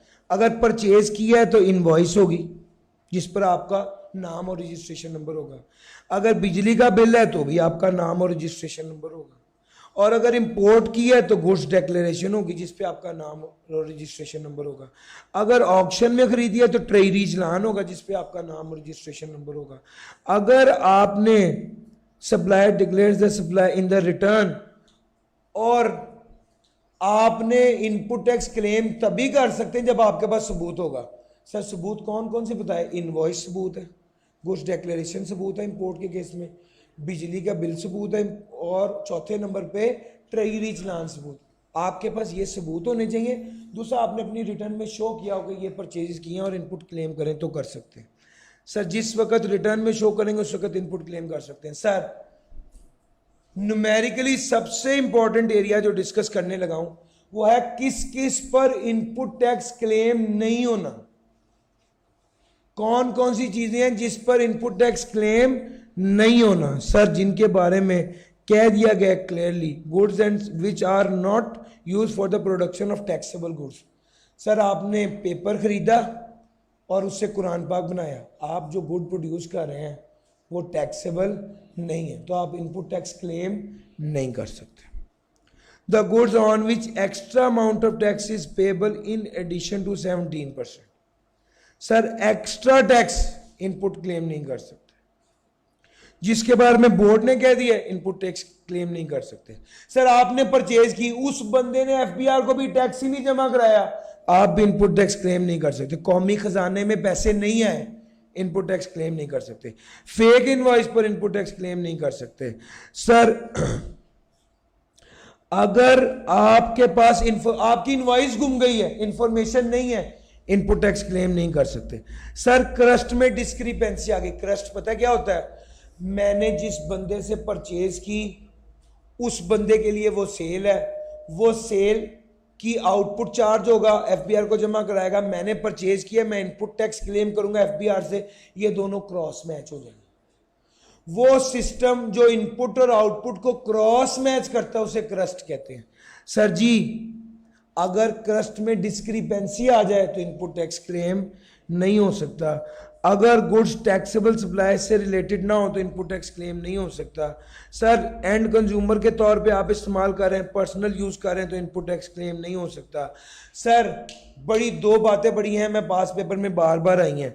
सर इमूवेबल प्रॉपर्टी और permanently attach to immovable property वाली चीजें जिसमें पेंट है, बिजली सैनिटरी का सामान है, पाइप है, वायर्स हैं, केबल्स हैं, सर इन सारी चीज़ों पे इनपुट टैक्स क्लेम नहीं हो सकता। हाँ एक पास पेपर में सवाल आया, कहता है आपकी इलेक्ट्रिकल इक्विपमेंट बनाने की मैन्युफैक्चरिंग है और आपने वायर खरीदी है, क्या इनपुट टैक्स क्लेम होना था? यस। सर ये देखें मेरी बात सुने, पॉइंट समझने का क्या है? पॉइंट समझने का ये है कि ये चीज़ें जो बिल्डिंग के साथ अटैच है इस पे इनपुट टैक्स क्लेम नहीं होना, लेकिन अगर आपने कोई चीज़ खरीदी है आगे बेचने के लिए तो उस पर इनपुट टैक्स क्लेम होना है। या दूसरे नंबर पे वो कहता है अगर आपने वो जो तार खरीदी है उससे इक्विपमेंट बना के ही आगे बेचना है ना, मैन्युफैक्चरिंग में इस्तेमाल करके आगे बेचना है, इस पर इनपुट टैक्स क्लेम होना था। सर व्हीकल पे इनपुट टैक्स क्लेम नहीं होना। Service in respect of which, ये है व्हीकल पे इनपुट टैक्स क्लेम नहीं होना। फर्नीचर, फिक्सचर, ऑफिस इक्विपमेंट पे इनपुट टैक्स क्लेम नहीं होना सिवाय इसके कि आप खरीद के बेचते हैं। सर इलेक्ट्रॉनिक कैश रजिस्टर, ये वो वाहिद ऑफिस इक्विपमेंट है जिस पे इनपुट टैक्स क्लेम होता है, वरना furniture, fixture, office equipment, gas और इलेक्ट्रिकल अप्लायंसेस, व्हीकल, इन पर इनपुट टैक्स क्लेम नहीं होना सिवाय इसके कि आप गाड़ियां खरीद के बेचते हैं, सिवाय इसके कि आप फर्नीचर का कारोबार करते हैं, इक्विपमेंट्स का कारोबार करते हैं। सर अगर सर्विसेज आपने ली हैं, आपको पता है sale tax on services federation के अंडर नहीं आता, प्रोविंस के अंडर आता है, तो भाई अगर प्रोविंस ने मना कर दिया है सर्विसेज पर इनपुट टैक्स क्लेम नहीं होना तो नहीं होगा। सर इंपोर्ट पर अगर प्लांट एंड मशीनरी इंपोर्ट किया और उस पर 7% टैक्स लगा है तो इनपुट टैक्स क्लेम नहीं होना। सर अगर जिस बंदे से आपने खरीदी है उसने अपनी रिटर्न में सेल डिक्लेयर नहीं की तो आप भी अपनी रिटर्न में परचेज डिक्लेयर करके इनपुट टैक्स क्लेम नहीं कर सकते। Sir import of scrap of compressor पे इनपुट टैक्स क्लेम नहीं होगा। सर अगर कॉमन इनपुट टैक्स है यानी आपने परचेजेस की हैं टैक्सेबल के लिए भी, एग्जाम के लिए भी और जीरो रेटेड के लिए भी, तो वो इनपुट टैक्स पूरा क्लेम नहीं होता, सिर्फ उतना हिस्सा क्लेम होगा जो टैक्स, सिर्फ उतना हिस्सा क्लेम होगा जो टैक्सेबल के लिए है। सर अपोर्शनमेंट का कॉन्सेप्ट यही होता है कि भाई अपोर्शनमेंट का कॉन्सेप्ट असल में होता ही यही है। Sir ji provisional assessment and final adjustment, ये एक बार सवाल आया हुआ पास पेपर में। सर ये जो हर महीने हम अपोर्शनमेंट करते हैं, हर महीने जो हम अपोर्शनमेंट करते हैं ये प्रोविजनल होती है और साल के एंड पे फाइनल एडजस्टमेंट होती है। सर उसे फाइनल एडजस्टमेंट बोलते हैं। सर अगली बात बड़ा इंपॉर्टेंट पॉइंट है, ये ज़रा जहन में रखिएगा, 4 बातें बताने लगा हूँ।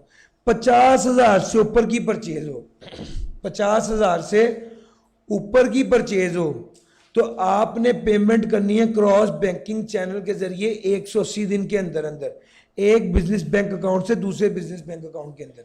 अगर ये शर्तें पूरी ना हुई तो इनपुट टैक्स क्लेम नहीं कर सकेंगे। 50,000 से ऊपर की परचेज है, क्रॉस बैंकिंग क्रॉस चेक के जरिए पेमेंट करनी है और एक बिजनेस बैंक अकाउंट से दूसरे बिजनेस बैंक अकाउंट के जरिए पेमेंट करनी है और 180 दिन के अंदर करनी है।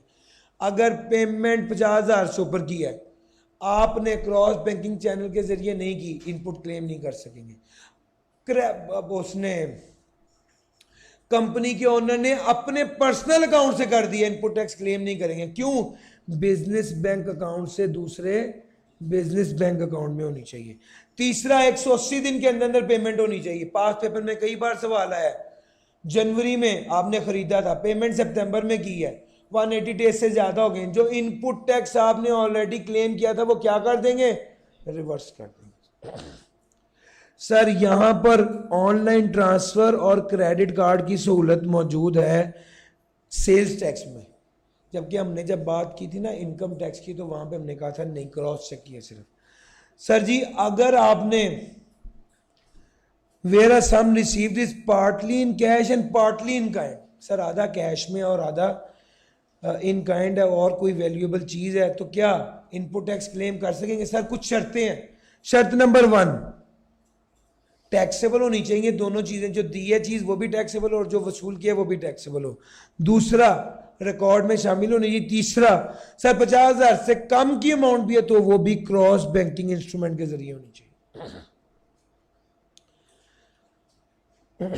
सर जी ये वाली बात हो गई। आपको पता है input tax can not be more than 90% of output tax, और इस रूल की एक्सेप्शन क्या है? फिक्स्ड एसेट और कैपिटल गुड्स। और इसके अलावा अगला जो पॉइंट है जो आपके साथ डिस्कस करना है वो ये है, सर अगर टायर 1 रिटेलर हो, सर ये पॉइंट जरा ध्यान से सुनिएगा सब लोग, ये ज्यादा इंपॉर्टेंट पॉइंट है, मैंने इसको रेड किया। सर अगर टायर 1 रिटेलर हो तो वो 60% तक क्लेम कर सकता है। ये 60% इनपुट का 60% है, आउटपुट का 60% नहीं है। ये 60% इनपुट का 60% है। जितना इनपुट टैक्स बनेगा उसका 60% क्लेम कर सकता है। सॉरी, रिड्यूस्ड बाय 60% का मतलब है 60% कम, यानी 40 क्लेम कर सकता है। सॉरी, इनपुट जितना बनता है, सर मैं आपके साथ पढ़ता हूं, tyre 1 retailer does not integrate in retail outlet in a manner as prescribed by the tax or part thereof. The adjustable input tax for the whole of the tax year shall be reduced by 60% तक reduce कर दिया गया है। अगर 100 रुपये है तो 60% तक रिड्यूस कर दिया गया है टू 60%, तो वो 60 क्लेम कर सकेगा। Reduce by 60, sorry sir 40% claim कर सके। यस, 100 रुपये है तो 40 क्लेम की, लेकिन ये बहुत रेयर है जिसमें वो ये बात कह रहा है कि टायर 1 का रिटेलर हो और वो इंटीग्रेट ना कर रहा हो सिस्टम, तो उस केस में सर जी टैक्स रिटर्न असेसमेंट और रिकवरी, सर आपको पता है 45 दिन के अंदर अंदर आपको रिफंड मिल जाता है, और अगर जीरो रेटेड सप्लाई होगा तो रिफंड 45 दिन के अंदर मिलेगा, और अगर टैक्सेबल सप्लाई होगा तो जो एक्सेस इनपुट टैक्स होगा वो क्या हो जाएगा, कितने अरसे के लिए, 6 टैक्स पीरियड्स के लिए। अगर आपका रिफंड बनता है और आपने टैक्स डिफॉल्ट सरचार्ज और पेनल्टी पे करनी थी, तो याद रखिएगा रिफंड में से ये वाली सारी चीजें माइनस करने के बाद लेंगे, रिफंड में से ये सारी चीजें माइनस करने के बाद यानी रिफंड की जो अमाउंट बनेगी उसमें से टैक्स डिफॉल्ट सरचार्ज लेस होने के बाद वो वाली अमाउंट लेंगे। अभी तक आया नहीं है, लेकिन अगर वो सवाल में आपको एक्सपोर्ट भी दे देता है और साथ पेनल्टी भी बता देता है, तो याद रखिएगा शायद क्या आपका पेबल आ रहा हो, लेकिन जितना एक्सपोर्ट रिफंड आएगा उसमें से पेनल्टी की अमाउंट माइनस करने के बाद लिखनी है। सर असेसमेंट ऑफ टैक्स, इसमें 2 बातें हैं। अगर कोई बंदा रिटर्न नहीं जमा कराता या कम टैक्स जमा कराता है तो टैक्स वाला बंदा शो कॉज नोटिस देगा और उसको कहेगा कि आप जो है वो टैक्स जमा कराओ। अगर वो बंदा शो कॉज नोटिस के जवाब में टैक्स जमा करवा दे तो बस अब इसकी कोई लायबिलिटी बाकी नहीं रह गई, सब ठीक हो गया। हाँ, अगर कोई बंदा जो है वो किसी भी वजह से टैक्स कम जमा कराता है, शॉर्ट पेमेंट करता है, इनपुट टैक्स ज्यादा क्लेम करता है, तो टैक्स वाला बंदा पता क्या करता है, एक बार रिकैलकुलेट करता है कि इसका असल में टैक्स बनता कितना है, इसका असल में जितना टैक्स बनता है उसके साथ कंपेयर करेगा कि इसने टैक्स जमा कितना कराया है, और जो डिफरेंस होगा उसके हवाले से क्या करेगा, शो कॉज नोटिस भी देगा, पेनल्टी और डिफॉल्ट सरचार्ज भी चार्ज करेगा। सर जी अगर शॉर्ट टैक्स पे किया है तो आपके इदारे को और आपके बैंक अकाउंट को सील कर दिया जाएगा। ये वाला पॉइंट था, इसमें बहुत थोड़ी सी डिस्कशन है चैप्टर नंबर 19 की, वो भी करके फिर एक ही बार ब्रेक करते हैं। ये कर लें, इसमें 4 या 5 स्लाइड्स हैं, ज्यादा नहीं बात। सर रिटर्न क्या है, रिटर्न और रिकॉर्ड 2 बातें हैं। सबसे पहले रिटर्न वो डॉक्यूमेंट जिसके जरिए हम एफबीआर को सारी सेल सारी परचेज की मालूमात देते हैं, उसे रिटर्न कहते हैं। ठीक हो गया। सर रिटर्न 5 तरह की हैं। मंथली रिटर्न जो अगले महीने की 15 तारीख तक जमा करानी होती है। अगर आप रिटर्न इलेक्ट्रॉनिकली जमा करा रहे हैं तो पैसे 15 तारीख तक जमा कराते हैं और रिटर्न 18 तारीख तक जमा कराएं। Special return, sir special return वो रिटर्न है जो फरमाइश करता है एफबीआर के फलां कंपनियां फलां इंफॉर्मेशन देके फलां तरीके से रिटर्न जमा कराएं। नोटिस में सब कुछ लिखेंगे कि मिसाल के तौर पर शुगर सेक्टर वालों को कॉस्ट ऑफ गुड्स सोल्ड की इंफॉर्मेशन भी प्रोवाइड करनी है और स्टॉक जितना रह गया उसकी इंफॉर्मेशन भी प्रोवाइड करनी है, कितनी क्वांटिटी ऑफ शुगर बनी है उसकी इंफॉर्मेशन भी प्रोवाइड करनी है। एफबीआर वाले चाहें तो कह सकते हैं कि उनको ये वाली रिटर्न जमा कराओ और उन्हें ये रिटर्न जमा करानी पड़ेगी। सर फाइनल रिटर्न जाते हुए बंदे की थी। फाइनल रिटर्न वो थी जो डी रजिस्टर हो रहा था, जो जा रहा था, उसको कहा भी जाते जाते आखिरी रिटर्न जमा कराओ, ये फाइनल रिटर्न है। सर एनुअल रिटर्न भी होती है। सर एनुअल रिटर्न सालाना रिटर्न होती है, ये मेनली प्राइवेट और पब्लिक लिमिटेड कंपनीज के लिए होती है और ये 30 सितंबर तक जमा करानी। सर एक तो महीने की रिटर्न है ना, एक सालाना रिटर्न भी होती है जो साल बाद जमा करानी होती है, ये सिर्फ कंपनीज के लिए होती है। और क्वार्टरली रिटर्न सिर्फ रजिस्टर्ड पर्सन के लिए होती है जिसको कमिश्नर कह दे। ये रिटर्न्स की समरी है। बेसिकली 5 तरह की रिटर्न है। सर रिटर्न की तारीख में एक्सटेंशन मिल सकती है, कमिश्नर से दरखास्त करेंगे 15 दिन की एक्सटेंशन दे देगा, देख के अगर आप बीमार थे या मुल्क से बाहर थे। कमिश्नर ने नहीं एक्सटेंशन दी तो आप चीफ कमिश्नर को कह सकते हैं कि वो एक्सटेंशन दे देंगे, फर्दर एक्सटेंशन दे दे, वो भी 15 दिन के लिए एक्सटेंशन देगा। ये बिल्कुल इनकम टैक्स वाला है सारा। सर जी उसके बाद हमने बात करनी रिकॉर्ड की। रिकॉर्ड से मुराद क्या है? रिकॉर्ड से मुराद वो सबूत हैं। सर जो कल आपको मैंने इनकम टैक्स के सेशन में बताया रिकॉर्ड एग्जैक्टली वही है। सर जो सेल की, कौन सी चीज सेल की, कितनी क्वांटिटी में सेल की, क्या गुड्स की वैल्यू थी, क्या गुड्स का नाम था, किसको सेल की, कितना टैक्स लगाया, वैल्यू, सप्लाई, टैक्स लगाने से पहले क्या वैल्यू थी, टैक्स लगाने के बाद क्या थी। सर जो चीज़ें बेची हैं उसका भी सारा रिकॉर्ड, जो चीज़ें खरीदी हैं उसका भी सारा रिकॉर्ड, जो इंपोर्ट की हैं उसका भी, जीरो रेटेड टैक्सेबल एग्जेम्प्ट का भी, डबल एंट्री, और उसके अलावा जनरल रिकॉर्ड जो बैंक स्टेटमेंट का, यूटिलिटी बिल, इन्वेंट्री का record, rental agreement, cell purchase agreement, lease, ये सारी चीज़ों का रिकॉर्ड अपने पास मेंटेन करना होता है। सर रिकॉर्ड कितने अरसे तक आपने अपने पास रखना है, 6 सालों के लिए रिकॉर्ड आपने अपने पास मेंटेन रखना है। अलबत्ता अगर कोई प्रोसीडिंग चल रही है तो जब तक इसका फैसला नहीं हो जाता तब तक अपने पास रखना है। Sir access to record and document, इसके साथ लिख लीजिए ऑडिट। चैप्टर नंबर 15 में जो ऑडिट पड़ा है ये बिल्कुल वही है। सर कभी भी कमिश्नर चाहे वो आपको कहे रिकॉर्ड दो, आपको रिकॉर्ड जमा कराना पड़ेगा। अगर आपके पास ऑनलाइन रिकॉर्ड है तो वो वाली मशीन देनी पड़ेगी जिसपे वो सारा रिकॉर्ड रखा हुआ है।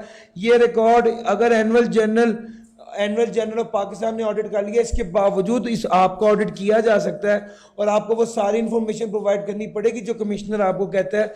और इसके बाद आखिरी बात इसमें यह है कि ऑडिट के कंप्लीट होने के बाद कमिश्नर क्या करेगा, एक्सप्लेनेशन मांगेगा टैक्स पेयर से कि तुमने क्यों मतलब ये तुमने कम टैक्स क्यों जमा कराया, और सारी तफसील टैक्स पेयर से मांगेगा।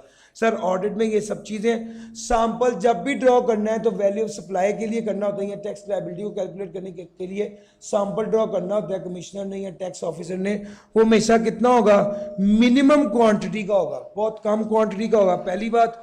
दूसरे नंबर पे उसने कहा सैंपल जब भी ड्रॉ करेंगे तो साइन करेंगे रिप्रेजेंटेटिव सैंपल के ऊपर उसको, सॉरी जब भी साइन करेंगे तो against the receiving sample sign करेंगे कि हमने 2 किलो चीनी लिया और उसका सैंपल जो है वो, मतलब आप अगेंस्ट द रिसीट करेंगे और वो वाला सैंपल जो आपने लिया उसका रिकॉर्ड रजिस्टर्ड पर्सन और एलटीओ और आरटीओ के पास भी होगा। अगर एसोसिएट के दरमियान में ट्रांजैक्शन हो तो याद रखिएगा फेयर मार्केट वैल्यू लेते हैं, एसोसिएट ताल्लुक वाली कंपनी होती है, अगर कोई डिस्काउंट दिया है तो वो नहीं लेते। सर तकरीबन 95 to 98% मैंने ये सारा एरिया कवर कर दिया इंशाल्लाह, जिसमें से तकरीबन 12 से 15 मार्क्स का पेपर एक्सपेक्टेड है।